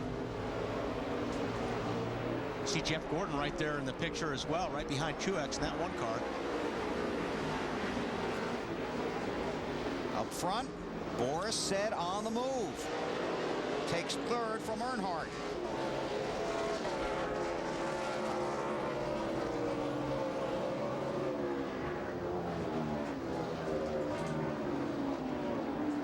There's Montoya with Jimmy Johnson behind him now. There's Denny Hamlin in the 11 car. Ralph? Bill, in these race cars, just like in your street car on the shifter, there's a knob for the driver to grab onto with his hand to help make shifting easy. Well, that broke off in Denny Hamlin's number 11. So he's really struggling to shift the car right now. The crew is going to put a bunch of pieces into an empty water bottle like this, including vice grips. They're going to pass that through the driver's side window. And then later on during a caution, he's going to get the parts out of the water bottle and try to rebuild that stick shift with one hand under caution while driving around a road course. Sure he is. Yeah, sure he is, Ralph. Do we have any car camera on that one? Man, oh man. It's Craig Biffle in the 16. Stewart right behind his teammate. It's our Miller Lite race back. Denny has led the most laps in the Car of Tomorrow races. Our Miller Lite race fact. You're craning your head so you can see that 42-28 thing. Yeah, I really am. I really think something's going to happen there. Because Montoya got back in front of Jimmy Johnson, and then Jimmy Johnson got back in front of Montoya, so.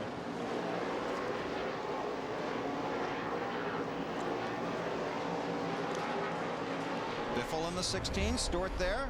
Is on board with Montoya. I think he takes a look under here and just gets into Jimmy Johnson.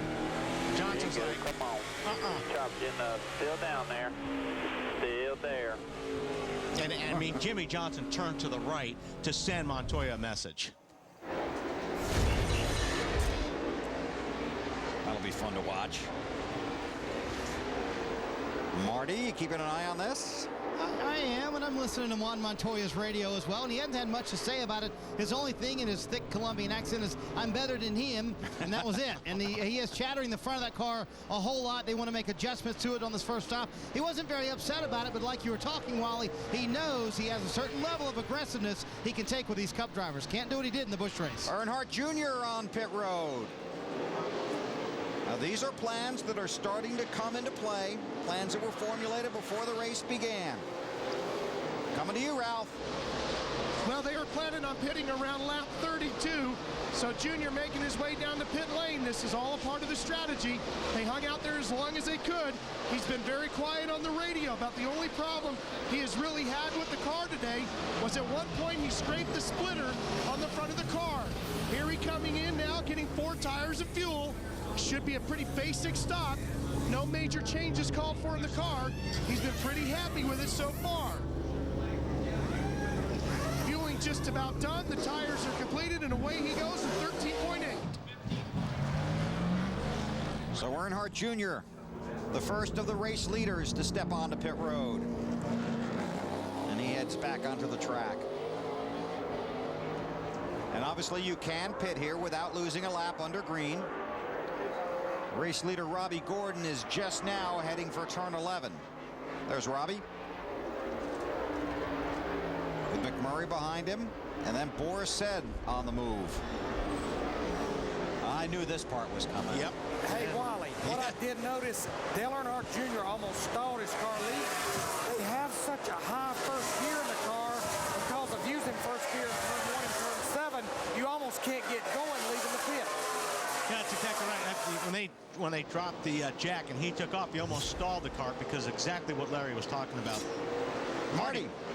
Bidding on the same lap as his teammate, Kevin Harvick comes to pit road. They're going to put a round of wedge or a quarter round of wedge in the left rear. Also take some air pressure out of the front tires. Wants a little more rear grip. Todd Berrier said, take all the time you need. We need it full of fuel, Matt. The lack of rear grip, Jeff Burton says, was absolutely killing him earlier in this run, but right before he pitted, he said it's actually gotten a lot better. It's just coming to him too late. Burton, one of those guys in that lead pack, waiting to the latter end of the first pit cycle to make their stop. He's on his way with Harvick right alongside as they come off of pit road and get back up to speed. Martin Truex Jr. in the 1. Terry Labonte in that 55. Waiting to see what race leader Robbie Gordon might do. He's gonna pit. Robbie Gordon has led all 34 laps until now. Started outside the front row next to pole sitter Jamie McMurray. It's a long, slow trip down pit road here at Sonoma. Matt, he's coming around the bend to you. He's on his way down to that latter section here on pit road. Robbie Gordon swept both road course races back in 2003. He came on the radio about 15 laps ago and said, guys, I've got about another half second tucked away in the bag. Right now, I am just riding. He wanted a little bit of help on forward bite, but he didn't want to hurt his car in the beginning stages of the run, so he actually waved off the air pressure change that Gene Meade was going to make. A little slow on the left side of the race car. Lugs on finally. He is down and away for the guy who has led every lap up to this point. And that stopped a little longer than they would have liked. So he heads back out on the track. And Jamie McMurray has inherited the lead. McMurray, Boris said, Ryan Newman, Kurt Busch, Elliott Sadler. Those guys are heading toward turn 11 and could dive onto pit road this time. And here comes McMurray and Boris. And they've got company behind them. Don't cheat it. 31 first gear, around the dog leg. Does not want to get hit with a speeding penalty. Marty on McMurray. And McMurray, the leader, as he hits pit road, as you mentioned, Bill, late in the fuel window, so they're very good on fuel mileage. That may help them later in the race. Jamie says it chatters the front end just a little bit, but he doesn't want to make any chassis changes. Going up through turn 1 earlier, he said he hit a pothole, and his steering wheel is knocked out just a little bit. They get it full of fuel, and Jamie kills the car for a second, then finally gets it going. Matt? And Frankie Stoddard had his driver, Boris, said on pit road, chassis adjustment, need a little more help on the right-handers. He said he was especially hurt with his car down in turn 11, but he was running the same lap times as Robbie Gordon right before this stop, Ralph. Well, the two of Kurt Busch has been having trouble in the high-speed corners like turn number 10, and he's been losing grip on the exit of White's. They brought him in, put 4 tires and fuel, made a chassis adjustment and some air pressure adjustments. He's back underway, Bill. And the race leader is Jimmy Johnson. Let's watch Kurt Busch get back up to speed. That's Harvick behind him, and then Matt Kenseth, who just came off of pit road. Looking ahead at Earnhardt Jr. This would be for the lead. Whoa! Jimmy Johnson had it. Denny Hamlin just took it. Johnson started 42nd today. Right now, strategy is coming to him. Hamlin is the race leader, then Johnson, then Tony Stewart runs 3rd. Fellows 4th, and Jeff Gordon 5th. Well, you have to pay a lot of attention in these road course races because so many different strategies play out. An update on Gordon from Lindsay. Bill, Jeff Gordon says he'll pit in 4 laps, but he's not really happy about the guy that he's driving behind because he was asking before who was driving the 96 car. When they told him it was Fellows, Jeff said, tell Ron Fellows that someone needs to let him know who's driving the number 24. Wow, that's pretty strong. Yes, message delivered. It's the proud new father who's driving that 24 car. And I just saw Jeff very briefly in the garage yesterday, and just to congratulate him, and he just has this, after everything they went through on Friday, still had this huge smile on his face after the birth of their daughter earlier this week. Johnson on pit road. So Jimmy Johnson slows down. making certain he doesn't get hit with the speeding penalty, and heads for his pit stall. Coming to you, Ralph. I'm here. 48 comes sliding into his pit stall. Now remember, these guys are working a different pit strategy. It's going to be a chassis adjustment. Some damage to the left rear. They make the chassis adjustment. They go for the tires and the fuel. And Jimmy Johnson will be back underway. Johnson good. You could see his front right tire, the Goodyear, had been rubbed off, and I imagine that's from when he was dancing with Montoya. Yeah. Yes. So Jimmy Johnson heads back out. 38 laps complete. Denny Hamlin scored as the race leader. He pitted on lap 3. So he's not far away from having to make his stop.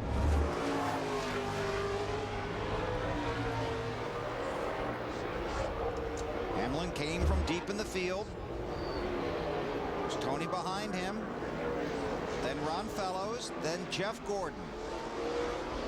And Carl Edwards scored in the 5th position. Well, it's one of those road course races where the strategy really has to play out throughout the day to get you to victory lane.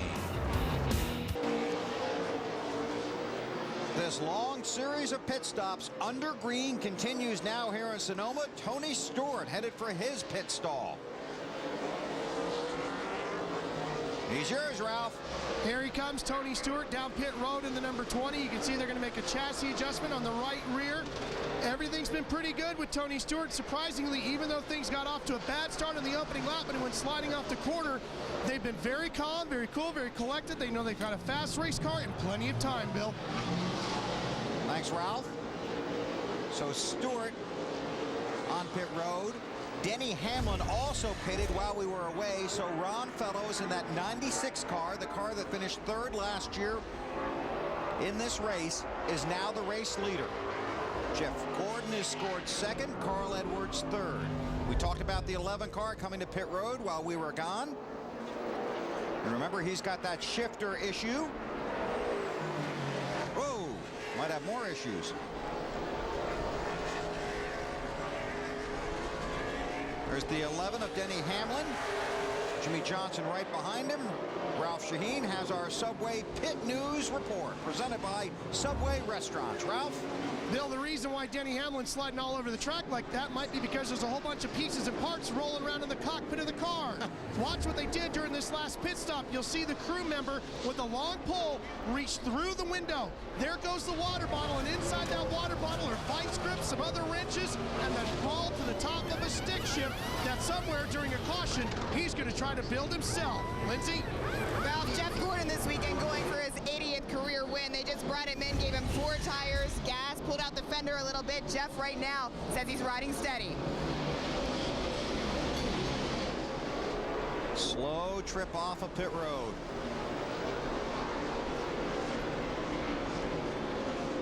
So Gordon heads back out onto the track. Fellows the race leader. A lot of fuel strategy, a lot of pit strategy playing out here in Sonoma on just a fantastic afternoon in front of a great crowd. There's Fellows. Was at Le Mans last week, right? Yep, he sure was. Caution is out. Caution for debris.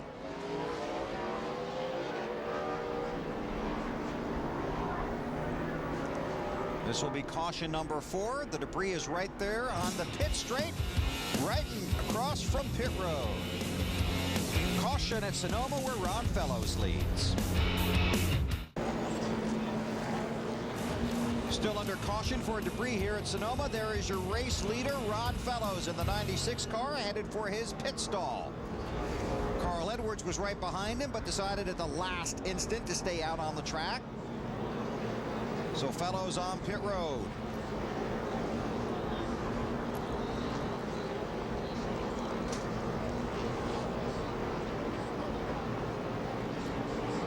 Four laps are complete. Carl Edwards has scored as the race leader, so Fellows into his stall. Matt? Brandon Thomas is going to try to fix the balance of Ron Fellows' machine by making an air pressure adjustment all the way around. Needed a little more grip on both ends of the race car last time on pit road.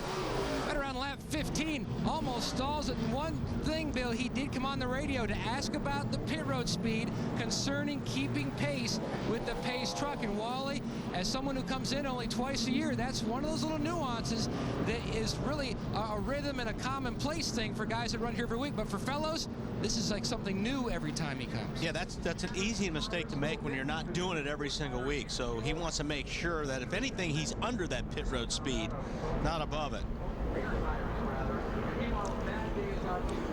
Hey, Kyle, this is Wally in the booth. You hear me? Yeah, man, got you loud and clear. You making any progress? Yeah, making good progress, man. It's been a good day. You ought to see some of the stuff out here. I'm going to tell you something. Reed Sorensen, a couple of these young guys have run some great races, man. I've been behind them today. And I got to say, a couple of these old guys have run some great races. Terry Labonte, Ricky Rudd, Bill Elliott. I'm kind of stuck where these guys are at, but that's good. I'm used to racing with them. Has anybody made you mad? Do you feel like running off the racetrack yet? Not really. I think most everything's been my fault so far. I can't complain about the way anybody else is driving. When you hit somebody and you're out of control, really doesn't make any difference. But I tell you what, man, I wish the fans could be here in the car and I could talk them around it, because you're seeing tires, people carrying tires and all kinds of stuff out here. All right, I know you're getting towards that other end of the racetrack, so good luck. We're watching. All right, man, ride with me a little bit. Help me. Larry, help him. Well, I don't know if I can help Kyle right now, but I think I can help the fans understand what Carl Edwards and Kyle Busch are doing right now, running first and second. I'm totally convinced here with 65 laps to go, I think to win this race, you're going to have to only make 2 pit stops, regardless of when you pit on pit road. Those cars pitted under caution at lap 28. I think they're banking on cautions, allowing them to make this on one more stop, but they will have to go about 40 to 41 laps per run, which could be a stretch without the help of cautions. That's, and I hate to strain your voice, but that's a lot further than we originally thought when we got here, isn't it? Absolutely, but I think what we did learn this morning, a lot of guys have these smaller carburetors, and right now, I guarantee you he's using very little to no fuel coasting around here under caution. So these guys that stopped at like 36, they're thinking 36 and 36 is 72, and 36 more is 108, which is close enough to 110. Yeah, I think Robbie Gordon, Dale Earnhardt Jr., those guys, they're looking right now at going to about lap 72 and then they're taking it to the end. See how it all plays out. Carl Edwards, Kyle Busch up front as we get ready to go back to green. Reed Sorensen, P.J. Jones, and David Stremme in the top 5.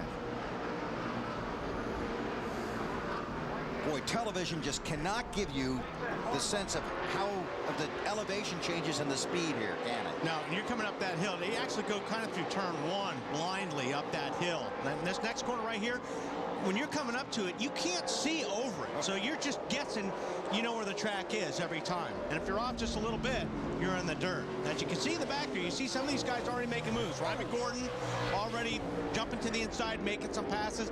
I saw Montoya back there making some passes. You see him up on the outside there. This is the best time to pass people, is on a restart. 42, fighting it out right there with the 2 car. Kurt Busch is going to take that spot away. There's Junior in the 8. Montoya looking ahead at Junior. And trust me, Montoya right now is sizing up Junior. He wants to get close to him right through this next right-hander, and then if he's close to him enough, he'll jump out and try to outbrake him. He wasn't quite close enough to do it. He's going to take a look on the outside, but boy, that's difficult to do. And then he's got the 6 car in front of him. And Tony Stewart thinking about taking that spot. Right, so he got lucky there. He didn't get blocked. Now back up the hill again. Robbie Gordon has worked his way back up to 6th. Robbie has led 34 laps so far today. Kurt Busch in the 2, Kevin Harvick in the 29. On board with Tony, looking back at Kurt Busch. Kurt with a new crew chief this week, Pat Trison.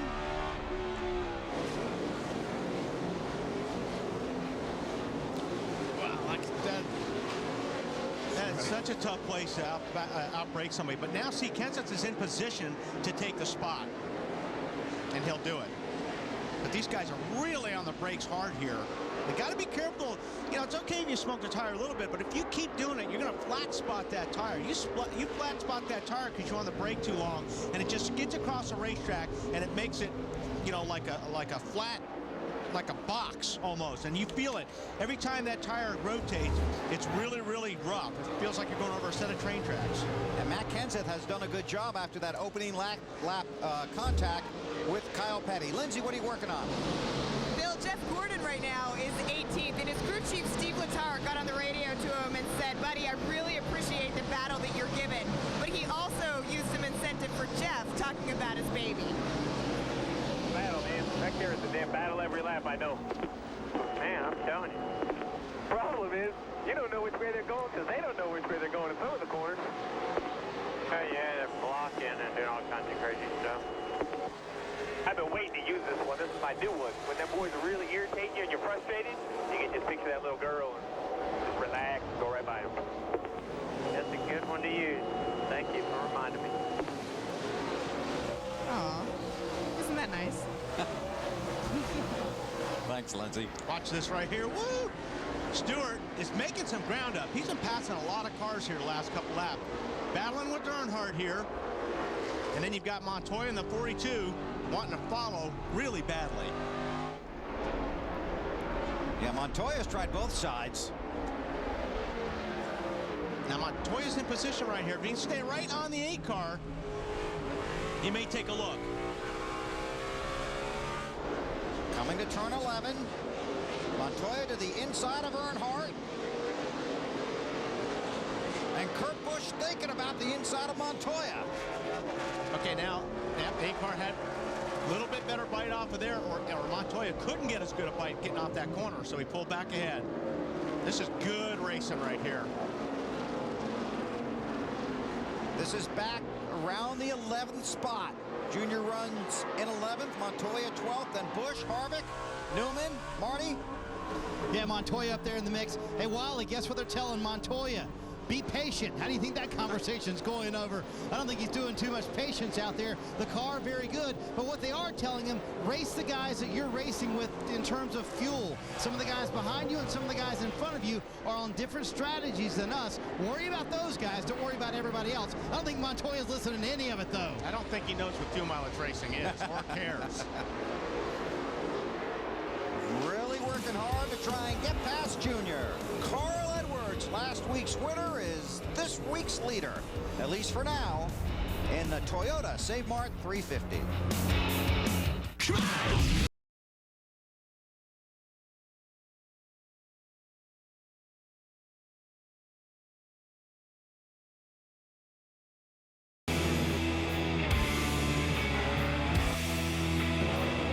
Welcome to Sonoma. And it is a beautiful day here in Sonoma. Carl Edwards is the race leader. Robbie Gordon has just taken second place from Kyle Busch. And some of the wild antics of road course racing are really starting to show up here. Yeah, watch Case K9 car goes in way too deep, locks up the right front, locked up the right front. You can't turn it. Unfortunately, Bobby Labonte was there, got tagged, and lost about 15 spots. Nemechek goes down there. Looks like he may have got a little wheel hop. That's when you jump on the brakes, the rear wheels start chattering and locking up. He turned it sideways and lost a lot of ground. Was able to get it restarted and continue. So Edwards is the race leader. Robbie Gordon started outside the front row, led 34 laps earlier. He runs second. There's Kyle Busch in third and Jamie McMurray, the pole sitter, in fourth. And the always dangerous Boris Said is in fifth. That's Dale Jarrett. He's gone around on the track.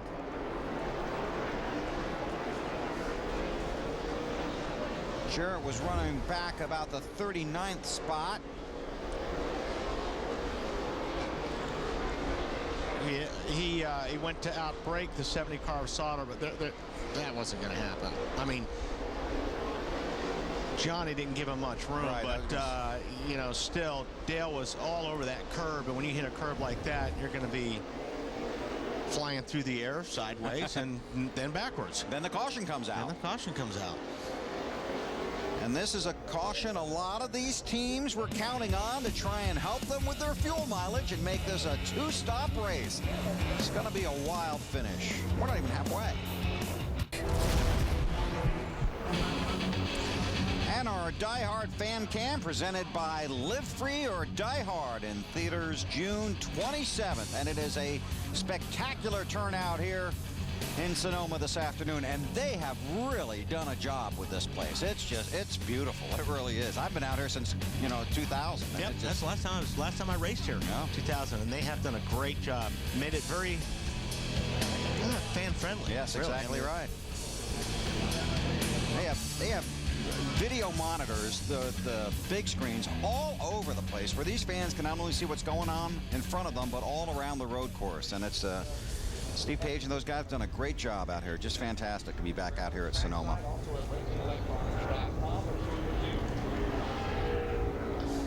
Well, we saw how the fans' view. How about the driver's view, Wally? Hey, Kyle. Swally up here in the booth. Got me? Got you, man. How come I never get to talk to Weber? Okay, I'm putting Weber on, and it's your fault. All right, man. A lot of wacky strategy going on out there. A lot of strategy, like I told you guys this morning. There's going to be some guys that get to lap 70, and that's their final pit stop. And like I told Larry and you guys, I know it sounds strange, but we're cutting the cars off. There's a lot of these guys that are cutting the cars off all the way up there in turn 4, Wally, and coasting all the way down the backstretch, you guys. So there's a lot of stuff. If you go to in-car and hear the audio, there's a lot of people cutting off, saving fuel now, trying to stretch it so they can pit with 68 or so to go. Did you see Bobby in the 43 go around? Yeah, I hope you guys caught that. You got an open mic in here, and I told him, I said, man, I hope you guys in the truck are watching this. These guys are getting ready to take each other out. And if it's not in 10, it's going to be all the way at the end of the racetrack in turn 3 or 4 up there. And sure enough, they all got together up there. It's just too many people fighting for the same real estate. You know how it is. That's not going to be the end of it. I hope we don't see many more cautions, because that's what happens when you bunch us all up out here. All right, man. Hey, Kyle, save us some fuel, okay? I'm saving, son. Hey, tell Mark Fine, every time I come off turn 11 down there, I'm looking at him, and he's looking cool sitting up there in the TNT tower. And Larry's losing his voice every second. Yeah, that may be a good thing for the fans out there, man. There's the rig. Mark and Larry hanging out down there with a few of their friends, and a hats off to our TNT crew, both down at the rig and here in the booth and all around the track for the great job they do this weekend and every weekend. So hats off to our people here at TNT. And to Marty Snyder. Hats off to you too as well, Weber, and you too, Wally. I know you're going to be surprised by this, but guess what, Wally? Juan Montoya in the fast part of the racetrack says something is starting to chatter in the transmission as he goes up through into turn 1. He said he feels a rattle. Here's something as well, so something to watch for Juan Montoya as we go throughout the day. He, like many of the teams here, are not using 4th gear, but as you say, Wally, he's on that rev limiter for a long time in that 42 car. I noticed that in qualifying, and I don't even have to look out the window. I know when Montoya goes by this booth because I can hear the rev limiter for at least 2 seconds when he goes by. So I don't know. Hey, Larry, that's not really good on the valve train, is it? No, it's not. It's okay to hit the limiter, but you don't want to just sit there and hammer, because that's what's hard on things like, timing chains, timing belts, all of those things.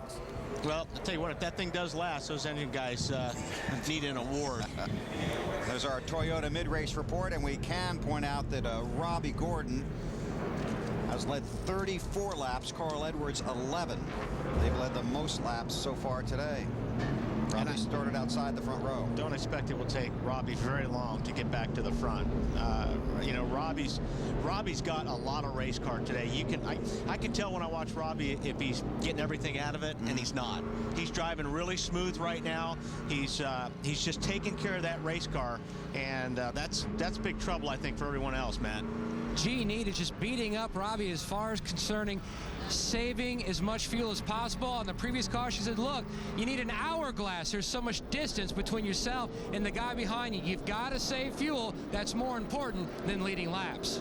Pace truck pulls off the track. Carl Edwards is the race leader. Here we go. Halfway.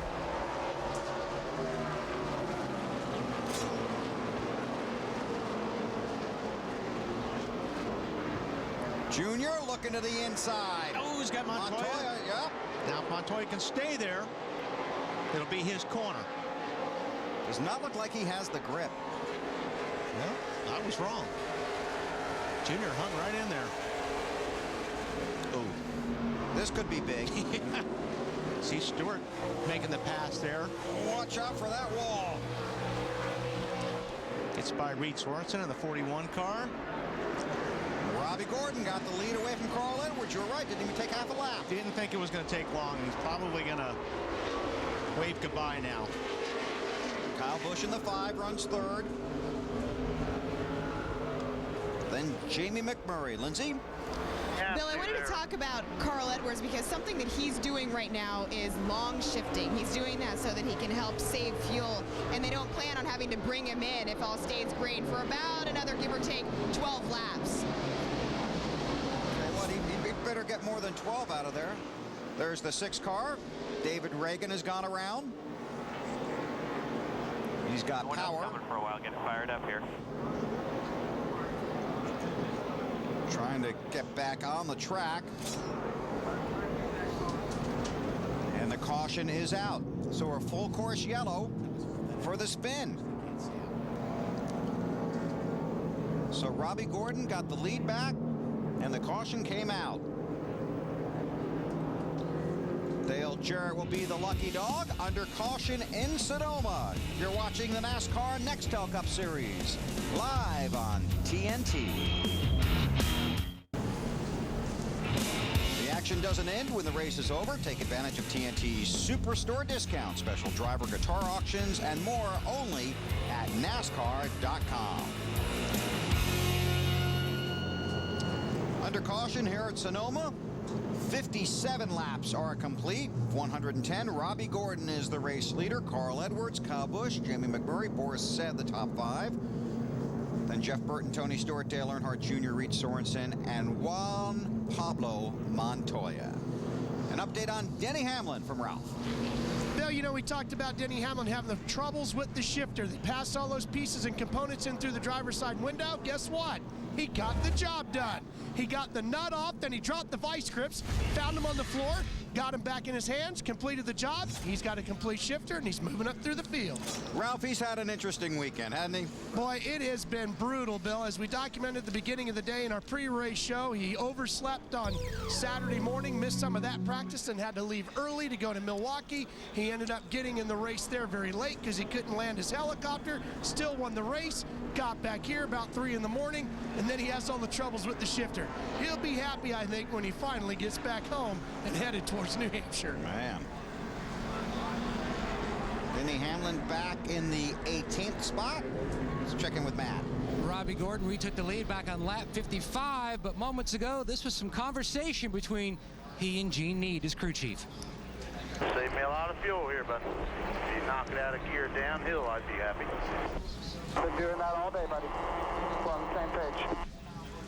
And they're right on target. And the fact that he got back up to the lead and did not have to use up his fenders was a big concern, trying to work his way back through that traffic. But right now, around lap 70, 71 is their target date for their next stop here on pit road.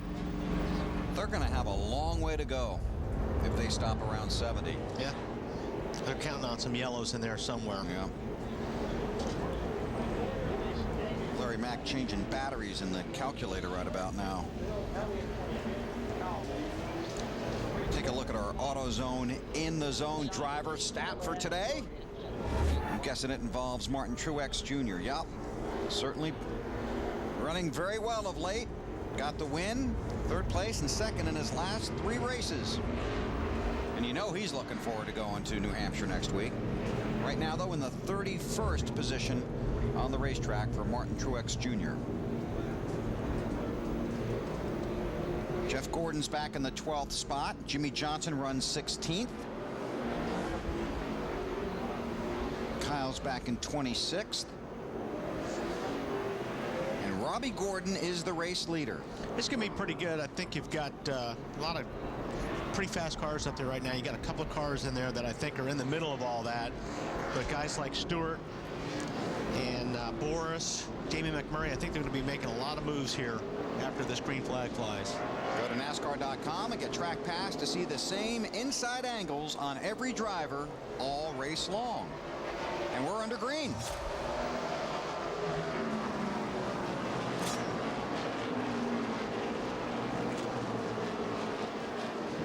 Edwards on that back bumper, Robbie. Kyle Busch watching it all. Tony Stewart on the move, back about 5th.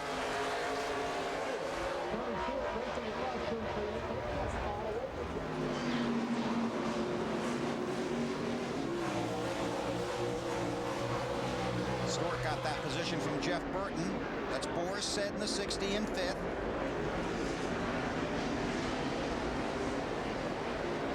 See Kyle Busch there taking a look at the 99 of Carl Edwards, trying to figure out how maybe he can take that second spot away. Meanwhile, you got Jamie McMurray there. He's run really good all day long. As is Boris Said, sitting right there in the 5th spot. Update on... Go ahead, Wally. That's because it's one of those deals. You don't want to make a mistake right here, because if you're one of these guys to make one little mistake, you're going to lose a bunch of spots because everybody's nose to tail. McMurray's going to take a look. I think, wow, Kyle Busch saw him at the last second, gave him some room. They're going to drag race up the hill. McMurray's really in the best spot right there and gets in front of him. Matt? Busch racing smart, though, Bill. His best finish here, 11th. Now, he runs better usually, more confidence at Watkins Glen, and more of a high-speed track. This place is so technical, and that's one thing, Wally, that he worked on during final practice, working on his feet, being more consistent and more smooth. Marty? Murray passed Kyle Busch up there. His best finish in Infineon Raceway is second. And he told me before he started the race, we saw that little clip of him going off the racetrack. That's what he wanted to avoid today. Being aggressive early in the race, but in the second half, if his car was good, he was going to go for it. Clearly, they have a fast car. A little 3 wide back there, Bill. That's pretty exciting back in this pack. Knew Stewart was going to try to push the issue with Boris Said, so I knew that was coming. There's Tony in the 20, Said right behind him, then Jeff Burton. Junior in the 8.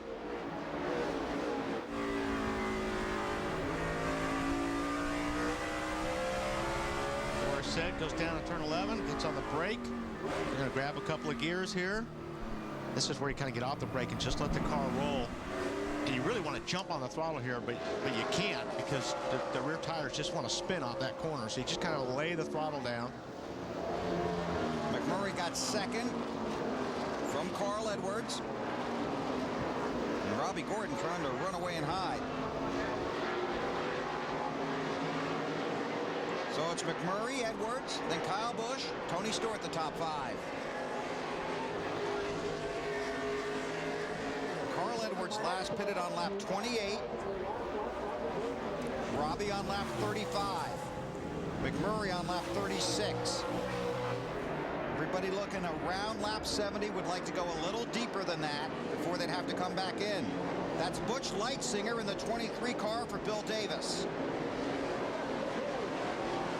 Yeah, the thing, and that's all great on paper, but somebody better get up there and start getting, putting some pressure on Robbie Gordon. It's not going to matter. Robbie Gordon's got a very fast car. He's out front. He's taking care of his equipment because he's out front. Nobody's putting any pressure on him. So somebody's got to figure out how they're going to do that, or they're racing for second.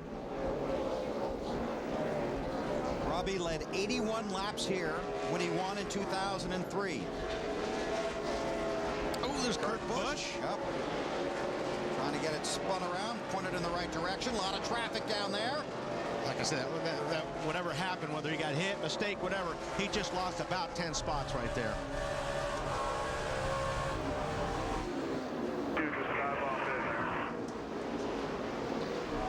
Let's go back and see if we can find out what happened to Kurt. May have got tagged. I would say he definitely got tagged.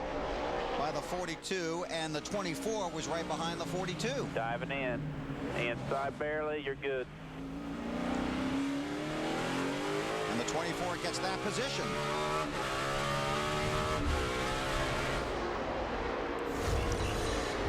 Well, we'll see if that 2 gets around that 42 between now and the end of the race. He's coming. Robbie Gordon is the race leader. 2 wins in 17 road course races, both in 2003. Can he get back to victory lane today?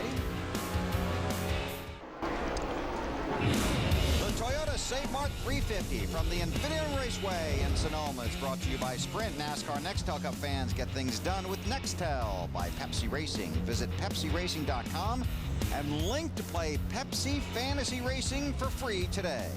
And by Gillette Fusion Power Phantom. Fusion Power is so advanced you barely feel the blades. Visit GilletteFusion.com to learn more. 64 laps are complete. Robbie Gordon has led 43 of them. He is the race leader now. Jamie McMurray runs second. Tony Stewart is third. Then Carl Edwards and Boris Said. Let's let these cars go past. Okay, Larry, really quick now. Well, I don't want to underestimate anybody's ability to win this race, but I think with what we know, one more pit stop coming, I think it's Robbie Gordon's race to lose. But for Robbie, McMurray, Stewart, Edwards, Boris Said, all these guys, one more stop. Remember, you can't have a mistake. You can't speed. You got to have all those lug nuts on.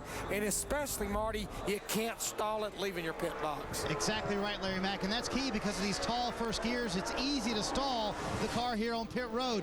One of the games right now in the second half of the strategy is how early can you make that last stop. Some of the cars down here talking lap 68, maybe even chancing it to lap 67, but that would be a big risk. Most of the pit stops should happen around lap 70 to 71, somewhere in that range for the final stop of the day. If you come in earlier than lap 70, you're either really confident or you're going to get really lucky and get a number of caution laps. I don't think confidence is going to get it done. Lucky might. Good race between Stewart and McMurray. Stewart's been slowly catching McMurray. I don't know how much Jamie will fight Stewart if Tony gets right to him. He's just about there now. I mean, there's no need. You're just logging laps right now until that pit stop on lap 70 or 71 like Murray was talking about. Or 67 or 68. If you feel confident. Or lucky. Up on the curb. Riding along with Tony Stewart there for a moment. Trying to close the gap on McMurray.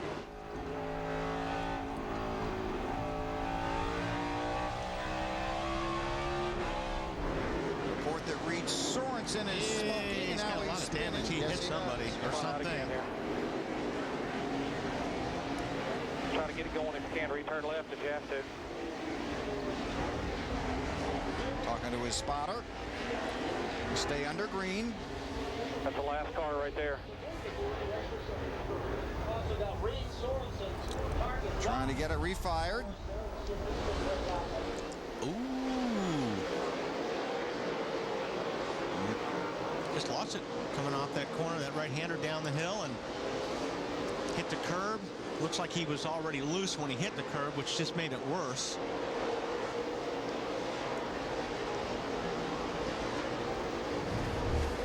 And now the caution comes out. So Reed Sorensen brings out the full course yellow here in Sonoma. Robbie Gordon will get back his 1 second lead, and the field will tighten up once again. And this could really play into the fuel mileage factor. And that could be big today. Caution's out at Sonoma. Robbie Gordon, the race leader.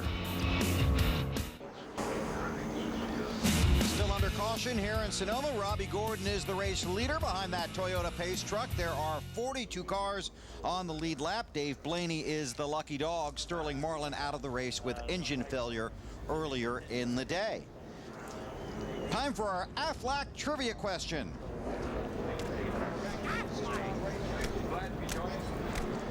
Who is the only driver to compete in every race this season that has not led a lap?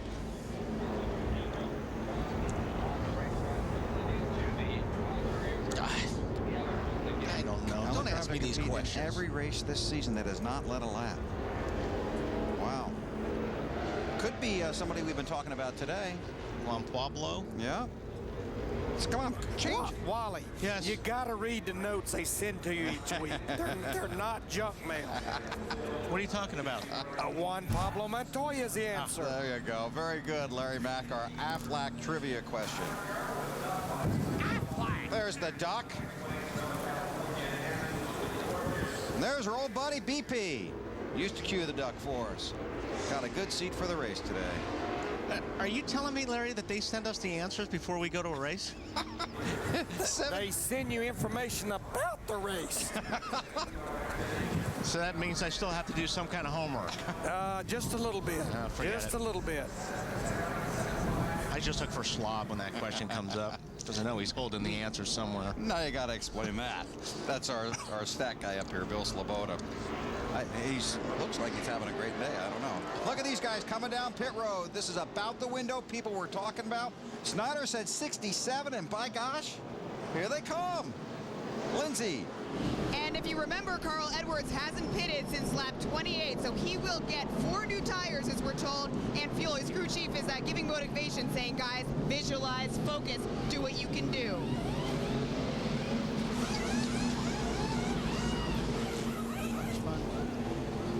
Jamie McMurray here on pit road. I tell you guys, though, this is going to be very tight on making it on fuel from here to the end. There'll be 42 to go when they leave pit road, probably 40 when they get the green flag. That's a long way, Matt. Boris said was basically following the car in front. Frankie Stoddard says, you are going to have to give me some laps if we stop here. And that's exactly what Boris is going to have to do, go in fuel conservation mode, packing that fuel cell full of fuel. A little slow on exit, stalled it trying to get out, Ralphie.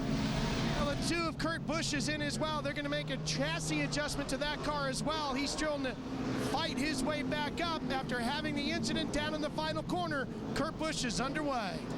And a lot of guys had trouble getting out of their pit stalls. There's Boris Said being pushed down pit road. Ron Fellows had to back up to get out of his stall. Larry talked about it. Keep it going. Clear high. 3100. You make a mistake right now. Leaving the pits or in the pits could cost you. And we saw a lot of these guys, what would you call it, lugging off of pit road because it's so hard to get your car going. Oh, man. 66 was probably told, that's Jeff Green, probably told he was clear when he left pit lane, and Johnny Sauter in the 70 car was coming in. Now, I'm sure the 66 got some serious issues on that right front because he hit Johnny Sauter hard. And then you see Boris being pushed. And Fellows trying to sneak out. But these gears are very, very long. They're tall first gears, so you can use them in the corners on the racetrack. So when that happens, then you can't get out of the pit. So you give up a little on pit lane to make it up on the racetrack. But something like that happens sometimes. And the 66. And he does have issues, yeah, because I thought he hit him pretty hard. He's also too fast exiting pit road, so just to add to his list of troubles.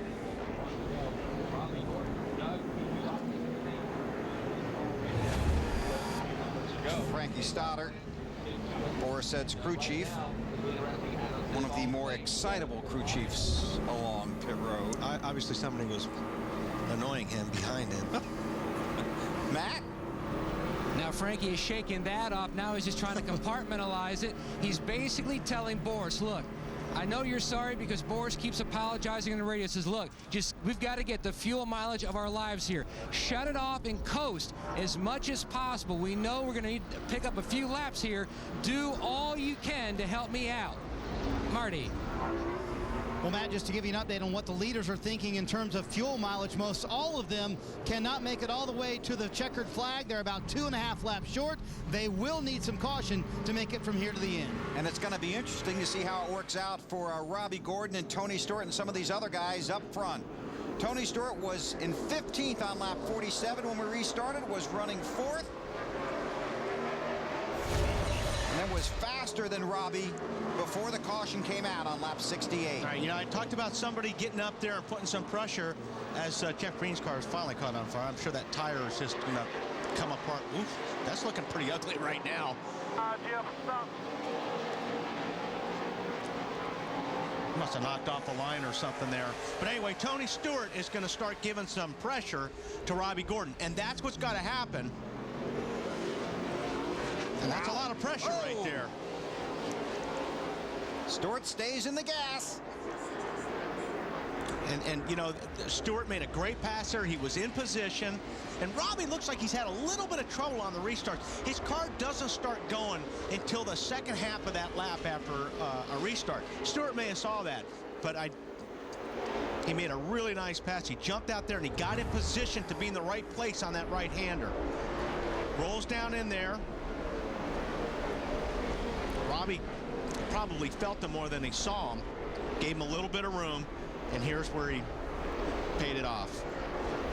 And through turn 11, Dale Earnhardt Jr. is going to take second from Robbie Gordon.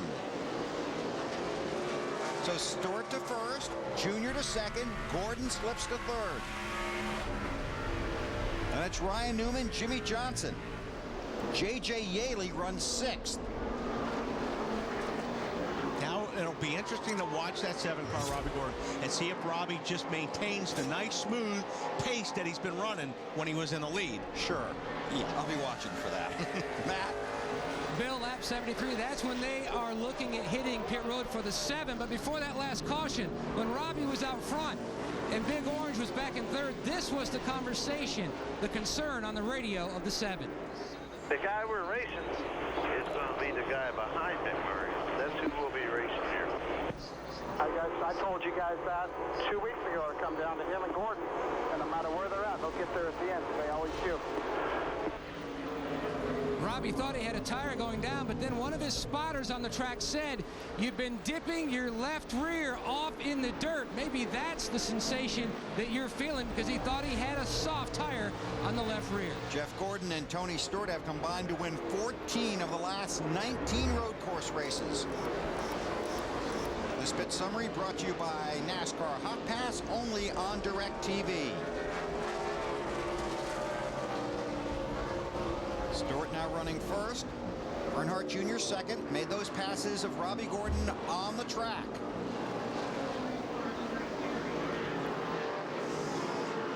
Jimmy Johnson right there in the 5th spot, right behind Ryan Newman. Newman's been up there all day running a good race. And Johnson started 42nd.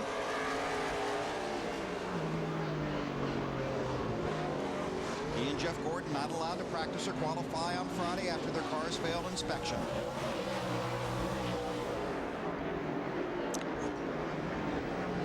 Wow, some heavy braking there. Yeah, we're seeing a lot of smoke off that right front. What's happening is you're on the brakes, you're turning the car, and you're on at the same time. And what happens is that right front gets light. When you're turning the car, you're on the brakes, everything is on the left front. So when you get on the brakes, that right front being light, when it comes back down on the ground, it's stopped. So it slides across the racetrack. And you got to get off it right away, because sometimes it's very hard for that car to turn. Dale Earnhardt Jr. heads for his pits. He's never had a top 10 finish here. His best finish at this track, 11th. Gives up the 2nd spot to head for pit road with 71 laps complete, and now 72 in the books. Ralph. Well, lap 72 is exactly what they expected to pit Dale Earnhardt Jr., and that's what they're doing. He's had a very good run today. In fact, at the halfway point, he said, boys, write this down. It's halfway, and we're top 10. He's just happy to be in contention here this afternoon. The crew goes over to wall. They go to work on the right side of the car. We're expecting 4 tires of fuel. No major changes to the car. Junior very happy with the setup on this Budweiser number 8. Service is done, and here goes Junior. And you can see the trouble he has getting out of his pit stall. Off of pit road. There's your race leader, Tony Stewart. Robbie Gordon has now inherited second after Junior pitted. Stewart is just coming through, heading for turn 10 and 11. See the information on the Pepsi Pit Command. And more on Tony from Ralph. Bill, this is a really good time to watch the lap times on Tony Stewart, because as soon as he took over the lead, the crew said, Tony, give us 6 of the hardest laps you got in you. He says the car's doing pretty good. He's not feeling any major problems in any particular part of the handling of the car. Where he needs it the most, Wally, is in forward bite. Yeah, I think everybody's been complaining about that a little bit, Ralph, this weekend. It seems like, ooh. What was that? Yeah, he got on the brakes and the car started to get sideways, but recovered. And don't forget, he's pushing this car probably as hard as he can right now. And it's just little things like that that come back and bite you on a road course. Nice catch. Martin Truex Jr. is on pit road. Ralph? Here comes Martin down pit lane. This is chassis 057. It's a brand new chassis for Martin Truex. His service complete. He is back underway. No major changes to this car as well. Whoa, a little trouble there. Man. That was unusual. Here's Robbie Gordon on pit road. Gives up second place. He's got a long trip down pit road. It's going to be very interesting to see how this plays out, because these guys are going to have to catch the field now. And the other guys that stopped earlier going to be hoping for caution. Coming your way, Matt. Bill, it seems like it's been all or nothing at Infineon for Robbie Gordon over the past few years. He hasn't led the last 3 races and back on track today. Now, Gordon just came on the radio when they told him to pit next time by. He says, are you sure? Is that not too early? Gene Neat simply said, look, just trust us. Remember one thing, Robbie Gordon earlier in the race, he said he had about a half a second left in the car. He was just riding, just pacing himself. He needs a good solid stop now so he can make up what he lost on the racetrack, and he is away. Solid stop by these 7 guys. Good job, guys. All clear. On board with Robbie as he gets back up to speed. And now Tony Stewart gives up the race lead and heads for his pit stall. Stop you short because the 48's coming in around you. We're going to stop you a little short, okay? 4 needs water. 4. You got it. Headed your way, Ralph. This should be the last pit stop for Tony Stewart. He slides in. Now they're planning on working on that forward bite. You can see they put the bar in to make an adjustment to the track bar. They're going to go a half round down on that track bar. Outside of that, it's going to be fuel and tires. And they think they should be in a pretty good position with their car. And off goes Tony Stewart. Just in front of him, the 48 of Jimmy Johnson. I asked Chad Canals, will this be your last stop? He still wasn't sure. Service is done. The low Chevy is underway. And here comes Jeff Gordon challenging Jamie McMurray for the lead. Gordon started 41st. McMurray started on the pole. Matt Kenseth has gone around. This is not Matt's favorite place. Come on. Road course racing is not exactly his style. Gordon in second behind McMurray. They head for 11.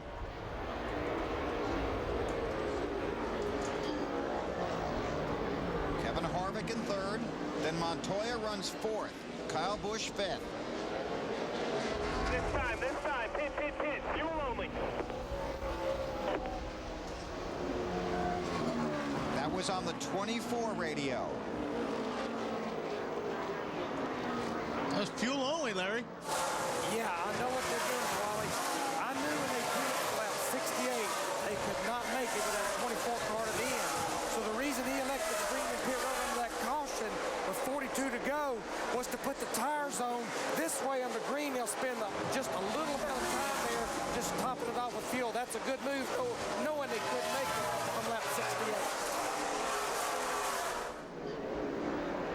Those guys have a long way to go on fuel that stopped under the caution. Marty, how about Harvick? Well, Bill, conventional wisdom in the garage area this morning said the RCR cars were getting some of the best fuel mileage yesterday in practice. That may prove true today in the race as well. Kevin Harvick pitted on lap 67. I just asked Todd Berrier, how close are you on fuel? He said it's too close to call if it goes green. If we get any caution at all, we're good to go to the end. Here comes Gordon.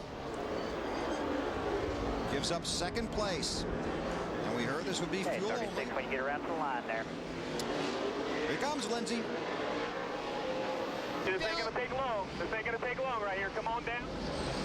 Bill, just like you said, their whole key right now is simply track position, fuel mileage, staying out there, gas only. Jeff Gordon feels really good about his car. We'll see how far he can get. These road course races, there are so many cards in the deck. It's just amazing how they play out.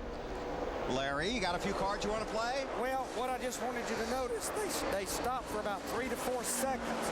So by putting those tires on that last caution, they saved themselves about 8 to 9 seconds under this green flag run. So now Harvick runs second behind McMurray and Montoya to third. Joe Nemechek. Not the first time he's been in trouble today.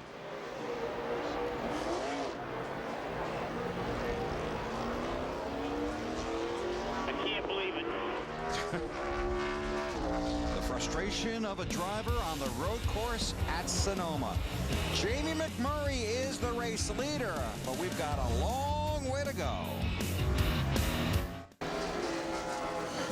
Things are heating up on a June Sunday afternoon at Infineon Raceway in Sonoma, California. Jamie McMurray is the race leader. Kevin Harvick is trying to chase him down, and Juan Pablo Montoya is right behind him in third. This summer, prepare to experience NASCAR like never before. A revolutionary new way to watch racing is coming to TNT during the Pepsi 400 from Daytona. TNT will unveil its new wide-open coverage. Wide-open coverage will bring you more racing action in a widescreen format while also having fewer commercials. Don't miss wide-open coverage from the Pepsi 400 in Daytona on July 7th only on TNT. McMurray leads Harvick. 30 laps to go.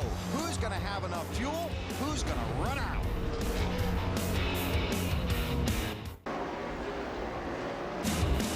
Laps to go in Sonoma, and Kevin Harvick is really racing hard to try and catch and pass leader Jamie McMurray. Yeah, he's been applying the pressure, and Montoya's right there. He's closed up quite a bit on these two guys as well. How hard do you think Montoya is driving right now? I think Montoya's driving about as hard as he's ever driven. Okay, that's going on up front. A lot of talk about fuel mileage as Harvick again tries to make the move for the lead, but McMurray holds him off. Kyle Petty's also in fuel conservation mode. Here was his conversation a little while ago. All right, this is the time of the race where everybody's saving fuel because it looks like fuel strategy is going to be the thing today. And everybody's just trying to stay off each other, stay on the racetrack. Because nobody wants a caution right now. Nobody. Harvick trying to close in on McMurray. And a lot of these guys had stopped before lap 70. Trying to save fuel and get to the finish. There's Robbie Gordon. He's coming to the start-finish line right about now. Robbie is currently scored. He's in like 31st spot right now. I mean, he's over a half a lap behind the leaders. He's 45 seconds behind the leaders, pitted under the green after leading 48 laps today. I may need help from Larry on this one. Well, in the meantime, let's check with Marty. Well, guys, this is getting interesting down here on pit road in the speed department. I think the top cars are pretty close to the same. Jamie McMurray, though, in the fuel department is not equal to the man behind him. McMurray, 3 laps short on fuel. No way they can make it to the end of this race. They definitely need some caution laps. Kevin Harvick, however, I just talked to Todd Berrier once again. He reiterated they are very close on fuel, even under green. They think they should be able to make it all the way. Interesting for Kevin Harvick in that 29 car. Juan Pablo Montoya behind Harvick, however, is 2 laps short. They too need at least 1 caution period in these final few laps at Infineon if they hope to make it all the way on fuel. Juan Pablo currently in 3rd. Matt? Kyle Busch right on the line of making it. He currently runs in the 4th position. They keep stressing to him. Alan Gustafson says every lap, you have to save me fuel. Meanwhile, back in the 5th position, Jeff Burton. They've continued to calculate their fuel mileage. They are 2/10 of a lap to the good. So at this point, this could be a career Infineon kind of day for Jeff Burton. Last week's race winner, Carl Edwards, hopes that they can make it on fuel. I just talked to crew chief Bob Osborne. That's exactly what he said. I hope so. They last pitted on lap 67. They took fuel right now. Carl in the 6th spot. To Matt. Clint Boyer not quite as good a fuel mileage as his teammates in the 29 and the 31, but right now, Boyer is right on the line of making it. Well, I mean, if you're Kevin Harvick, all you got to do is ride, don't you? I mean, you know, if you're sure. Yeah, I mean, if these guys are confident and they've got the fuel mileage, if this thing goes green, just stay where you're at. These guys are going to be going away from you because they're going to need to come in for gas in extra time. And meanwhile, Robbie Gordon's back there in 31st, hoping everybody in front of him has to stop. Then he can come up, re-inherit the lead. That's a lot of hoping to do. Jamie McMurray leads at Sonoma.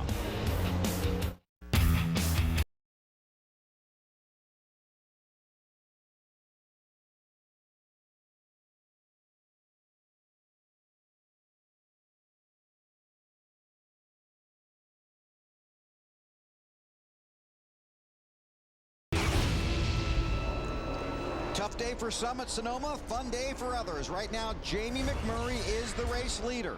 Kevin Harvick runs 2nd, Juan Pablo Montoya in 3rd. Then it's Kyle Busch, Jeff Burton, and Carl Edwards. Marty, what are you thinking? Well, I was watching Kevin Harvick out there, and we were talking about how he was pressuring Jamie McMurray, who's in front of him. I think Harvick's game plan's changed a little bit, Wally. I think now he's more pacing Jamie McMurray. You see he's fallen back a little bit from McMurray. He's not pushing him. He knows McMurray cannot make it on fuel. He also knows that Montoya cannot make it on fuel. So I think at this point, Harvick just out there pedaling, turning in laps. I mean, that's what I'd be doing. If you know the guy in front of you and right behind you has got to stop in extra time, there's no reason to abuse your equipment. He's running great lap times, and he's not abusing it. And these guys cannot make it if it stays green, but they stopped on lap 68 under the caution, hoping there would be more cautions that would give them the fuel mileage that would get them to the end. But Harvick's crew believes he can get there. Looking good, man. Plenty of room. And one thing Kyle did tell us this morning is that some of the Chevrolets had gotten very good mileage. Yep. And that is true. It's when he wasn't bragging about his golf game, as I recall. There's Harvick. You know, if Montoya can get up to the 29, it'll be interesting to see how he tries to pass them.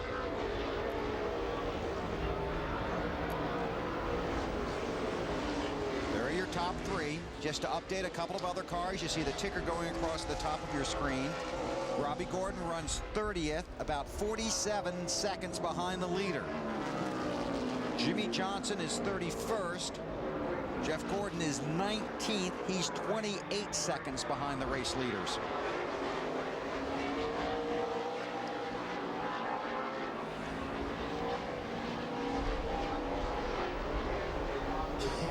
Fellow broadcaster Kyle Petty is in the 14th spot, and his day got off to an interesting start. Here's how some of it went.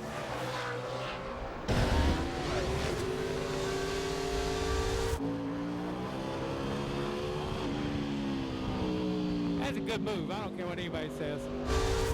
All right, this is the part of the race where you just kind of settle into a rhythm, because I'm not going to catch a bunch of these guys, and when I do, I'm going to wear my stuff out trying to get around them. Tried to sneak in when Reed passed the 44. Couldn't get it. You saw how he shut the door on me right there. That's road racing, baby! Watch these crowd in front of me. The 1, the 07, 43. They are running at each other. Told you guys they were going to wreck. Y'all are in the truck watching. Thank you, Kyle. Well done.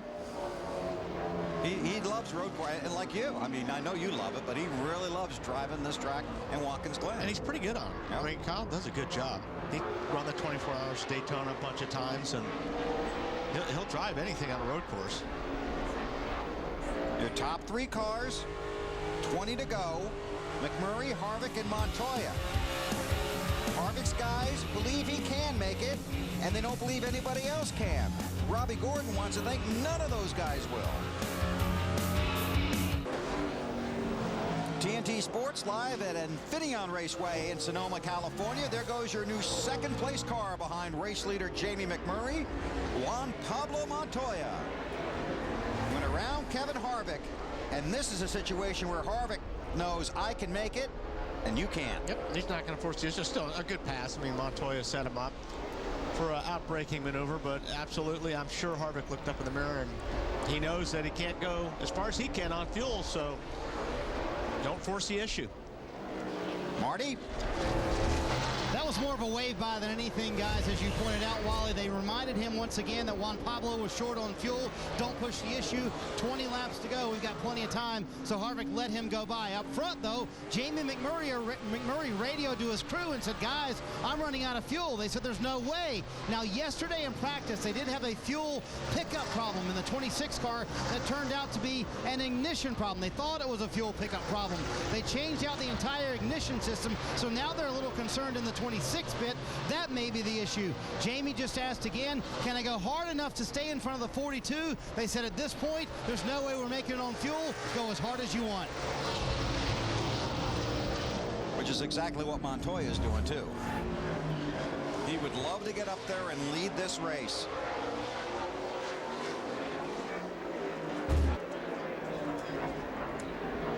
See him smoking the tires. Yeah, just about everybody seems like they're smoking that right front going into that turn over there.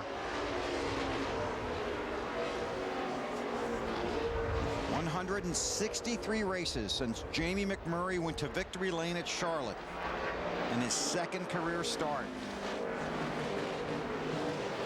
And if you believe the fuel mileage numbers, he's going to have a tough time getting there today.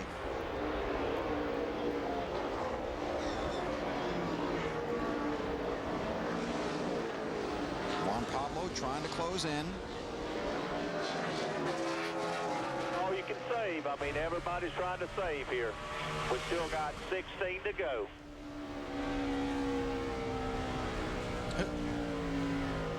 Again, I don't think they're going to listen. If you're talking to Montoya, Montoya sees that lead. I think he wants it.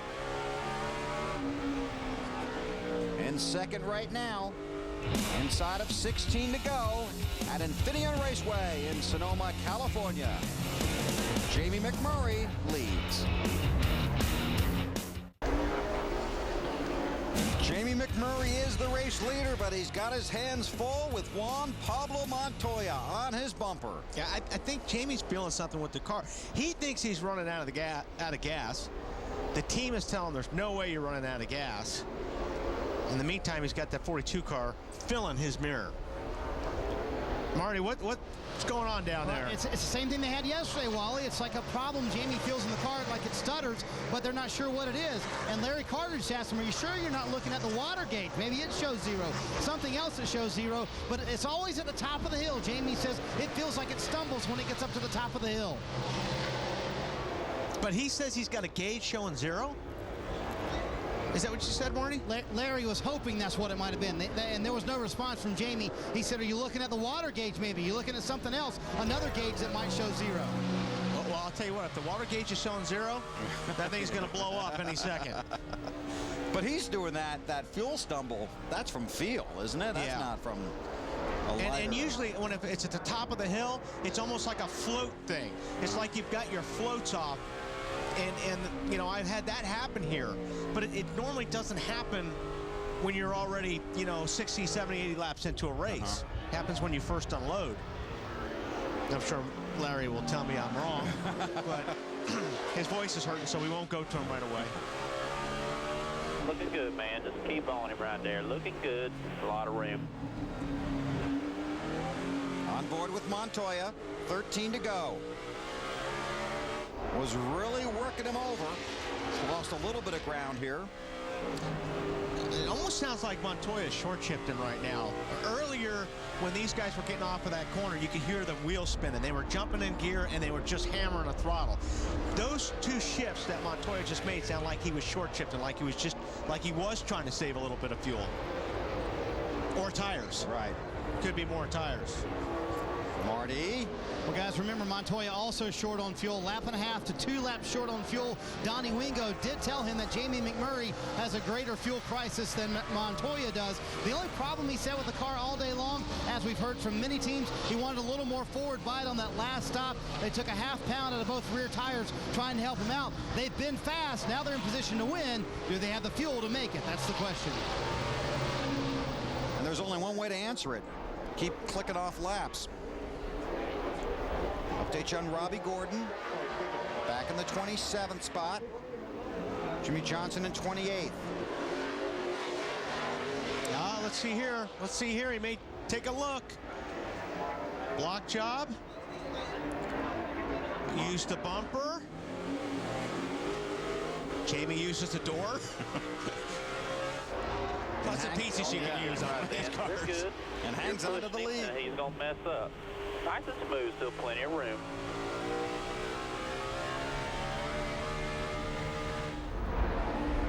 Again, because you've got him staring in that mirror. Okay, now see if he doesn't quite have enough here. Not close enough? No, he's not close enough, but trust me, McMurray's looking in that mirror. He's not giving him the inside. But right. Now he's got to be careful there, too, because he's off the line.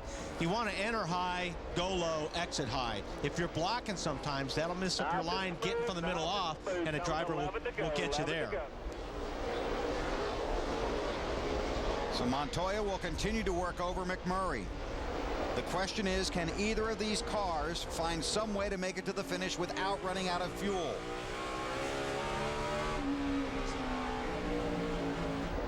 Now it's time for our Nextel Getting It Done call of the race. Give a call to a car or a crew that's done a good job today. Want to pick one out? Kind of early, isn't it? Well, no, not too early.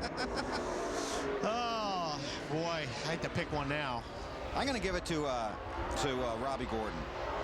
Just for having a good race, see if their strategy comes back to help him out here. So I'll give a call out to Robbie today. Well, I tell you, right now, I'm going to go with the 26 car. I mean, McMurray's run good here. So obviously started on the pole. Jamie's done a great job all race. He's got one of the best road course drivers in the world on his rear bumper right now. So I'll give it a call to Jamie McMurray. Our Nextel call of the race. Just our opinion. Feel free to add yours. Sure they will. Harvick in third, Kyle Busch, Carl Edwards, Jeff Burton.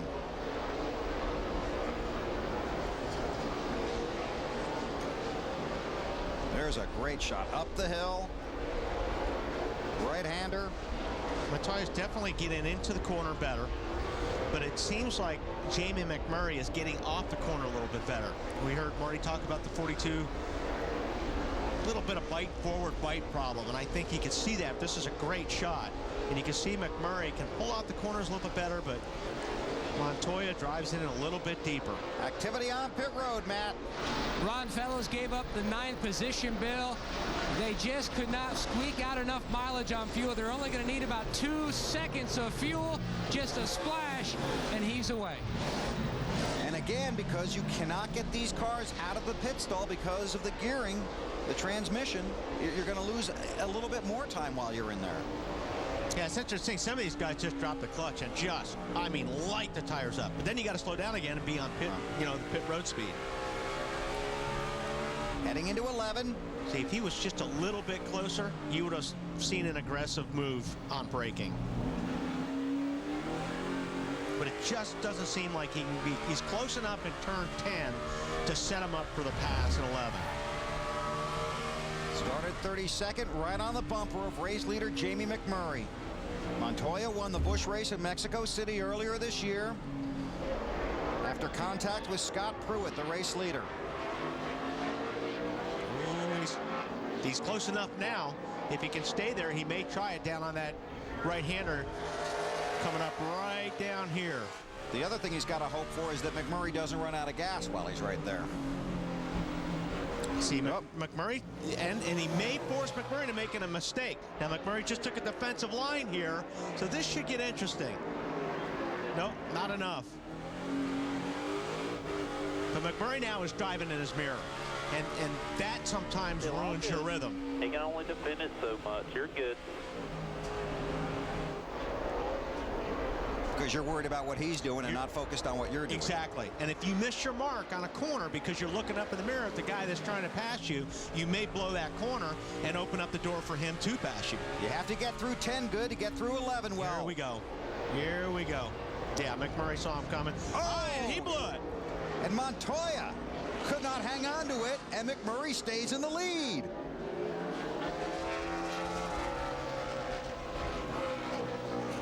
That'll peg the frustration meter. That was good stuff. Montoya may be so surprised that it was right there. On these road courses, just the instant lapse of concentration costs you. Yes. And not that there was any lack of concentration. I mean, he just went in really, really deep. He saw the opening. He was close enough. Locked up that right front tire. When you lock up the right front tire, it won't turn. And that's why he went straight. And here he comes again. Look at him go. Yeah, they're driving into that corner really, really hard. They are smoking that right front down and when they're under braking. Less than 8 to go. Kevin Harvick sits in third. Again, the story from pit road is both these cars, short on fuel, will not be able to reach the finish. Let's wait till they get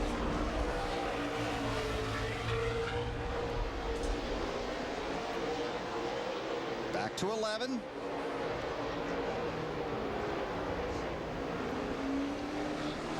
Watch Montoya as he works up here across the start-finish line. Fairly close right now to McMurray, but it's tough to make a pass going up into turn 1. Unless McMurray blows a corner a little bit, then he can get up beside him. Trying for the lead, and Montoya's got it. That was a nice pass. 5 or 10 car lengths, and we can save a lot. So Juan Pablo Montoya, in his first season in the NASCAR Nextel Cup Series, has the lead at Sonoma with less than 7 to go.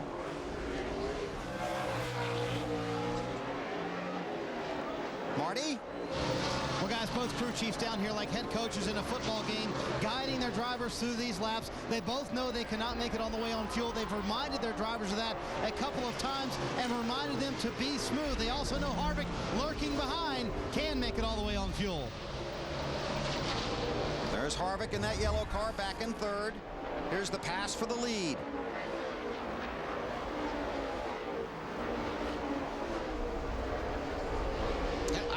Wow.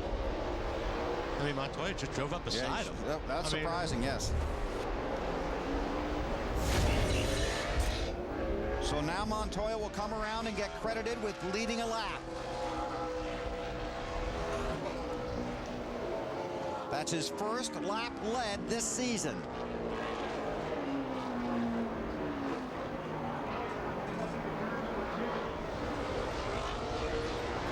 Report that Kyle Busch has been on pit road. There's Jeff Gordon, Tony Stewart. Gordon's in 11th, Stewart in 12th. But these guys are also about 30 seconds behind the leader.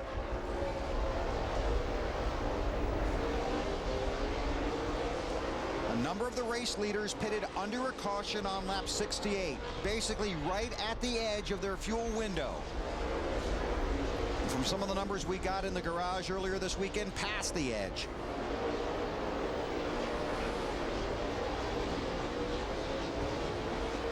You see Montoya just going at the bottom of your screen. Then McMurray and then Harvick. That's first, second, and third.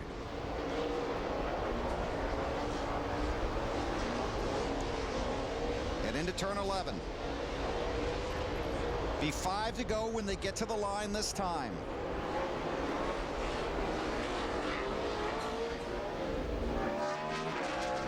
I know you are. Easy as you can be on that gas. Easy as you can be. 5 to go. Nice and smooth. Save all the fuel you can. You got it, Wally? And don't get passed.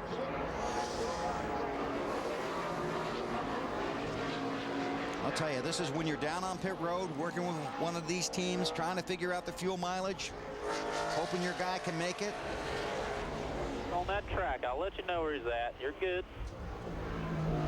Montoya, then McMurray.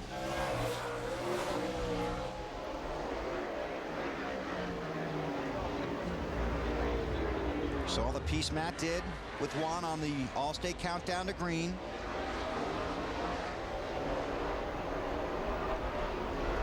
Again, this is back in 10th now. Gordon in 10th. Stewart in 11th. 28.5 seconds behind the race leader. Big story for the 24 team as Tony looks to the inside. Oh, contact. Tony got in there. I mean, he was sideways wrecking. Jeff Gordon, I think, kept him from spinning out right there. McMurray is pulled right up on the bumper of Montoya. I wonder if that car sputtered, Bill. Well, you'll find out going up the hill, won't you? I try to save fuel and don't shift too late. Simple. Pull back away from it. So Montoya missed 11. Yep. He's trying to save fuel, shift later. He doesn't know how to do that. Well, it does. It breaks your rhythm.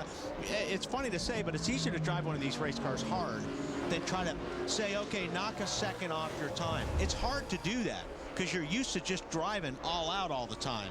This is a moment ago. There you see, clearly missed the turn. And McMurray almost got it back. It knocks off your rhythm when you try to slow down. Because you're used to doing it one way. Exactly. All out.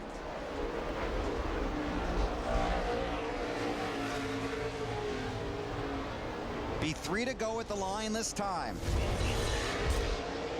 Now Harvick's got to be sitting there wondering, man, I wonder if I'm getting the right information.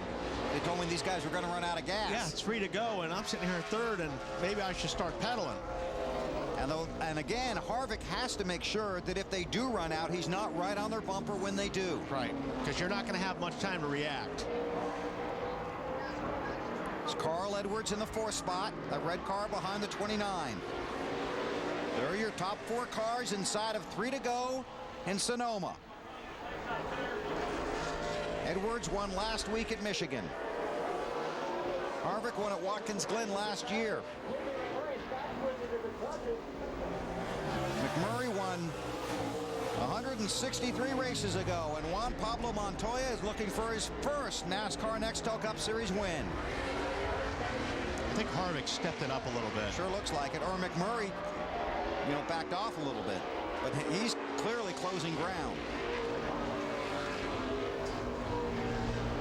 Lindsay? Bill, it has happened to Carl Edwards. They were worried. They knew it was going to be really, really tight, and he is out of fuel. So right now his crew is getting up on the wall. They're going to bring him down, fill him back up. His crew chief, Bob Osborne, was telling him, just be smooth, keep running like you're running. But it's not like he wanted to end this day. Coasting his way through turn 10 rather, and then on to pit road on the left-hand side. 2 laps to go. McMurray's out. Here comes Harvick for second, and McMurray will never make it back. No, he's run out of gas at the worst place you can, just past pit entrance. Marty? It bobbled. It came back, Bill. He said it came back, but McMurray's fairly sure he's out of fuel. And it looks like this will be it for Jamie McMurray. He'll have a tough time making it back to pit road, Bill. Well, he's still under power, Marty, but you're right. I mean, if he bobbled getting off of 11, he's going to have a hard time making all the way back around. There's Juan Pablo Montoya, the race leader, and Harvick in second. Montoya was told he wouldn't have enough fuel to make it to the finish, and that's what Harvick's team told him about Montoya. Whereas Harvick should have enough fuel. Let her roll all you can. Let her roll all you can. Marty Snyder. Well, guys, Montoya trying to save all the fuel he can. You can feel the nerves down here in the 42 pit. This is a young man who grew up not having enough money for public transportation, he recalls. He used to take his rollerblades everywhere he would go. He got a shot in 1997 at the Formula 3000 season, and that was the break he was looking for. Finished second in that championship in his rookie year, and the F1 teams took notice. The Williams team picked him up, put him in their F3000 ride, won the championship, beat out Nick Heidfeld. Of course, the story's going to F1, and now here in Nextel Cup. On the verge of winning his first ever race, his wife Connie looks on. Can the fuel hold out for Montoya? Less than a lap ago, white flag in the air at Sonoma. Just keep up as much speed you can through here. He's got about 4 seconds on Harvick right now, so if he can just drive it smooth and keep the thing running, he's got a good shot. He's done a great job today. I mean, he really has run aggressively, but he raced everybody pretty much clean. Got a half a lap to go. All good. It's clear by like 30 or 40. All clear. Lots of room. There's Harvick in second. Montoya told Matt Yoakum earlier this week in the piece we ran earlier today that he didn't think his childhood dream of becoming a professional racer would ever come true. Because you don't get many professional racers coming out of this country of Colombia. Final turn into 11, then the short jog for turn 12. Juan Pablo Montoya coming to the checkered flag. The fuel lives, and Montoya wins at Sonoma. That's amazing. That is amazing. And there's a great job, everybody. Hell yeah. Good job, buddy. Good job, driver. Good job, everybody. Good job, Rudy. Good job, motor guys. I second that. He's the first foreign-born driver to win a Cup race since Canadian Earl Ross at Martinsville in 1974. And only the second ever. Juan Montoya is the winner. How about that? The Toyota Save Mart 350 from the Infineon Raceway in Sonoma, California is brought to you by Subway Restaurants, Subway Eat Fresh. By FedEx, every day is race day. By DirecTV, ride shotgun on race day with NASCAR Hot Pass only on DirecTV. And by Miller Lite. For an award-winning taste, there's no debate. Miller Lite. Good call. And a good call by the 42 crew. They got Juan Pablo Montoya his first win in his 17th NASCAR Nextel Cup Series start. Lindsay Zarniak.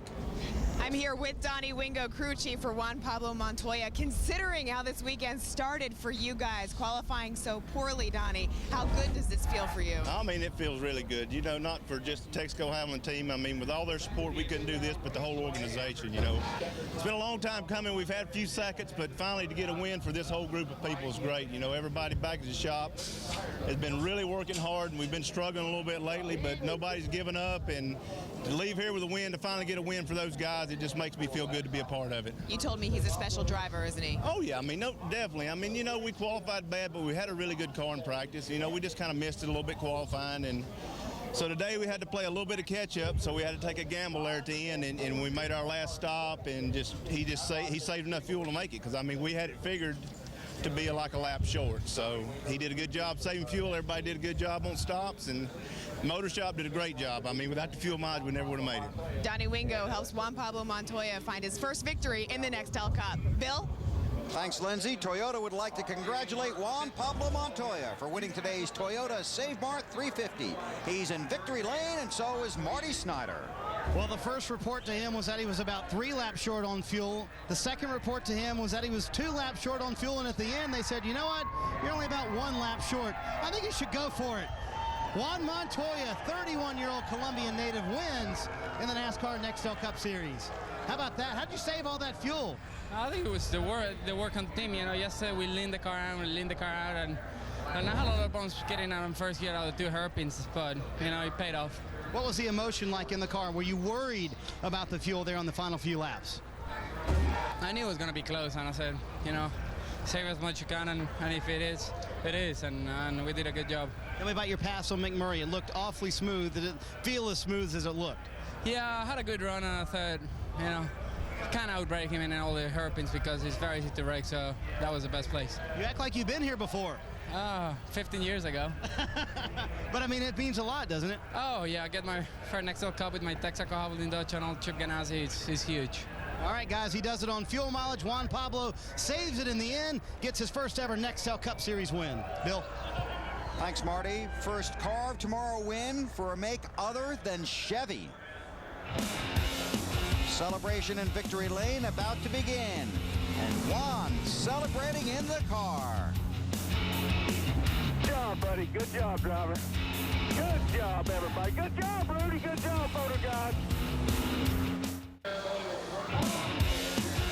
The fans came out and saw a wild race here in Sonoma, and Juan Pablo Montoya gets his first Nextel Cup Series win. Pretty impressive. It really is. For the whole team. The team did a good job. I don't know. I mean, they snookered us. We thought they were running out of fuel. I think so did Kevin Harvick and his I think team. he did too. But Juan ran a really good race. It was great calls, and they're where they want to be. And congratulations to his car owner, Chip Ganassi. Let's go down to Mark and Larry.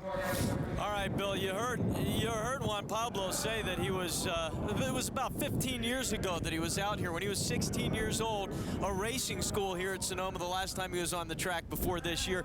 Hey, for the kids at home who like NASCAR, if this doesn't teach you to study your math, nothing will. This really came down to one big math problem, didn't it? Well, it did, Mark. And what's interesting is the only Chevrolets that looked like they were getting decent mileage and they could make this race in 2 stops were the Childress cars. They ended up finishing 2nd, 3rd, and 4th. But I'm happy for Donnie Wingo because in an age when a lot of engineering's coming in here, Donnie Wingo, like old Larry Mack, he's old school, with a good handling race car, and this won the race today.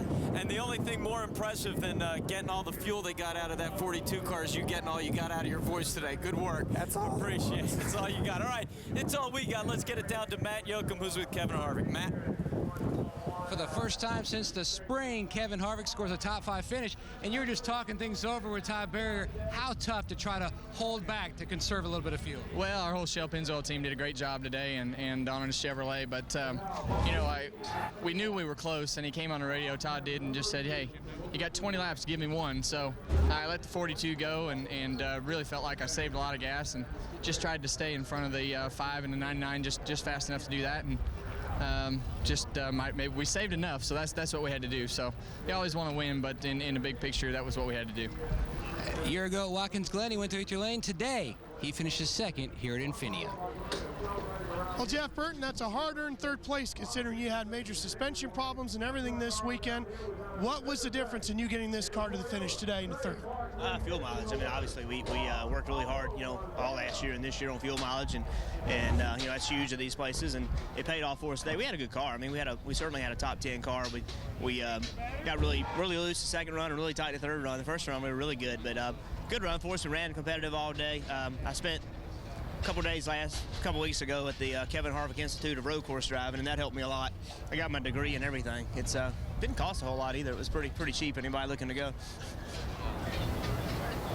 Jeff Gordon was able to go from 41st to 7th. Jeff, how'd you feel about your run today? I know it was a great run. You know, I thought Steve Letarte, all the guys on the DuPont Chevrolet, just called this race perfectly.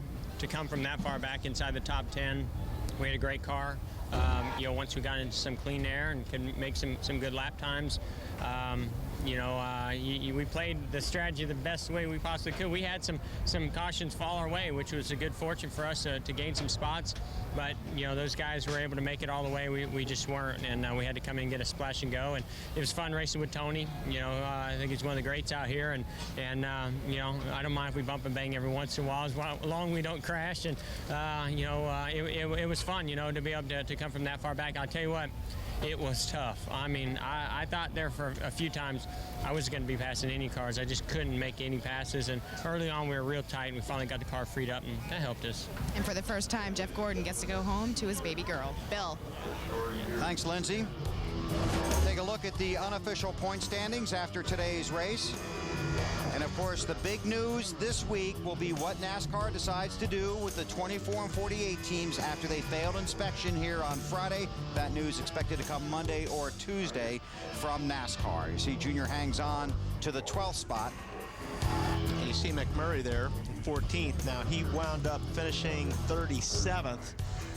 Boy, that top 2 or 3 finish would have really helped him. And Robbie Gordon led 48 laps, had a disappointing finish. Next week, it's NASCAR Nextel Cup Racing from Loudon. Join us on Sunday. Coverage begins at 1 Eastern with NASCAR on TNT Live, followed by the Allstate Countdown to Green, and then the race from New Hampshire International Speedway. Coming up next, in the East, Robert Redford in the last. Castle is next. And out west, the Chronicles of Riddick next on TNT. Juan Pablo Montoya gets his first NASCAR Nextel Cup Series win on the road course at Sonoma. So long from California.